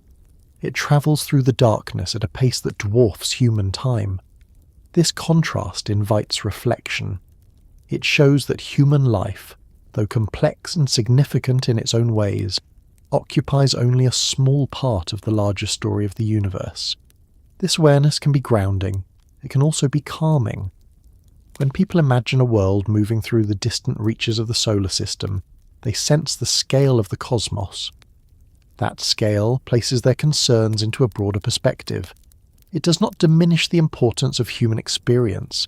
It simply reminds them that the universe is larger than any moment. A distant planet, whether real or imagined, becomes a reminder that time unfolds in ways that far exceed the human horizon. For some, the significance lies in the sense of possibility. The idea that a planet could exist unnoticed for so long feels like evidence that the universe holds more mysteries than expected. This sense of possibility has always been part of exploration. When new continents were discovered, when new stars were mapped, when new worlds were found orbiting other suns, the sense of possibility expanded. A hidden planet in the outer solar system represents the next step in this pattern. Even if it remains unconfirmed, the search itself expands the boundaries of what people imagine. The idea also resonates because it speaks to the limits of perception. People often assume that if something exists, it should be detectable. But the universe is vast. Light fades over distance. Objects become faint. Motion becomes slow. A planet far from the sun may not reflect enough light to be seen easily. It may hide behind dense star fields. It may move so gradually that its motion cannot be tracked without years of observation. This understanding challenges assumptions. It reminds people that knowing something exists is not always the same as seeing it. The hidden world becomes a symbol for these limits. It shows that sight is not the only way to know something. Gravity reveals presence even when light does not. Patterns reveal shape even when surfaces cannot be seen. Influence reveals position even when an object remains invisible. This principle applies beyond astronomy. People often sense influences in their lives that cannot be seen directly. They understand that some truths emerge only through their effects. The hidden planet reflects this recognition. For others, the significance is more emotional. Nibiru represents a narrative that connects ancient memory with modern inquiry. Even if the connection is symbolic rather than literal, it creates a sense of continuity. It suggests that people across time have shared a fascination with distant worlds. It suggests that the human imagination has always reached beyond what is immediately visible. This continuity can be comforting. It shows that the search for understanding is not new. It is part of a long tradition. The endurance of Nibiru also reflects the human tendency to explore ideas that challenge established boundaries. People are drawn to concepts that lie outside conventional explanations. They find meaning in stories that push against the limits of consensus. This does not mean they reject science. It means they seek a broader context. They want to understand how knowledge evolves, They want to explore what lies beyond the current framework. The idea of Nibiru appeals to this instinct because it occupies a space where possibility, imagination, and uncertainty intersect. In this sense, the hidden planet becomes a symbol not only of the unknown, but of the desire to continue searching. It represents the refusal to accept that everything has already been discovered. It reflects the belief that the universe still holds secrets. This belief drives not only mythic narratives, but also scientific exploration. The curiosity that fuels the search for new worlds is the same curiosity that shaped ancient stories. When people imagine a planet moving silently through the darkness, they're imagining something that transcends ordinary experience. It becomes a reminder of how much remains unexplored. It becomes a way to engage with the scale of the cosmos. It becomes a symbol of discovery still waiting to happen. The significance of a hidden world also emerges in the way it encourages people to think about their relationship with the sky. In earlier times, the night sky was an essential part of daily life. People navigated by it, measured time through it, built myths around it. Today the sky remains visible but often unnoticed. Light from cities dims the stars. Indoor life reduces the time spent looking upward. A hidden planet reminds people that the sky is still a vast, complex environment. It encourages them to reconnect with the sense of wonder that the night once inspired. This reconnection is not dependent on belief in a specific world. It grows from the recognition that the universe is immense and alive with motion. Planets orbit, stars shift, clouds of dust drift, comets streak through the dark. The hidden planet becomes part of this larger story. It is not separate from the night sky. It is an expression of its depth. For those who seek meaning in the idea of distant worlds, the hidden planet serves as a reminder that knowledge does not erase mystery. Understanding expands rather than replaces curiosity. Each discovery reveals new questions. Each answer opens a path toward deeper exploration. This dynamic gives the story of Nibiru its endurance. It remains relevant not because of its literal claims, but because of its role in expressing the ongoing search for understanding. The night sky that still waits above humanity carries its own message. It shows that the universe is not static. It evolves, it transforms, it reveals itself gradually. The hidden planet, whether real or imagined, becomes part of this message. It suggests that there are still layers to uncover. It suggests that humanity's place within the cosmos is still unfolding. As these reflections deepen, the story moves naturally toward the idea that hidden worlds do more than challenge scientific understanding. They invite people to reconsider their relationship with existence itself. They encourage the thought that the unknown is not something to be feared or dismissed, but something to explore with patience and humility. And through that sense of openness, the path leads onward, carrying the story into the quiet space where the possibility of distant worlds becomes part of the larger tapestry of how people navigate the mysteries that extend far beyond the reach of ordinary sight, continuing into whatever comes next.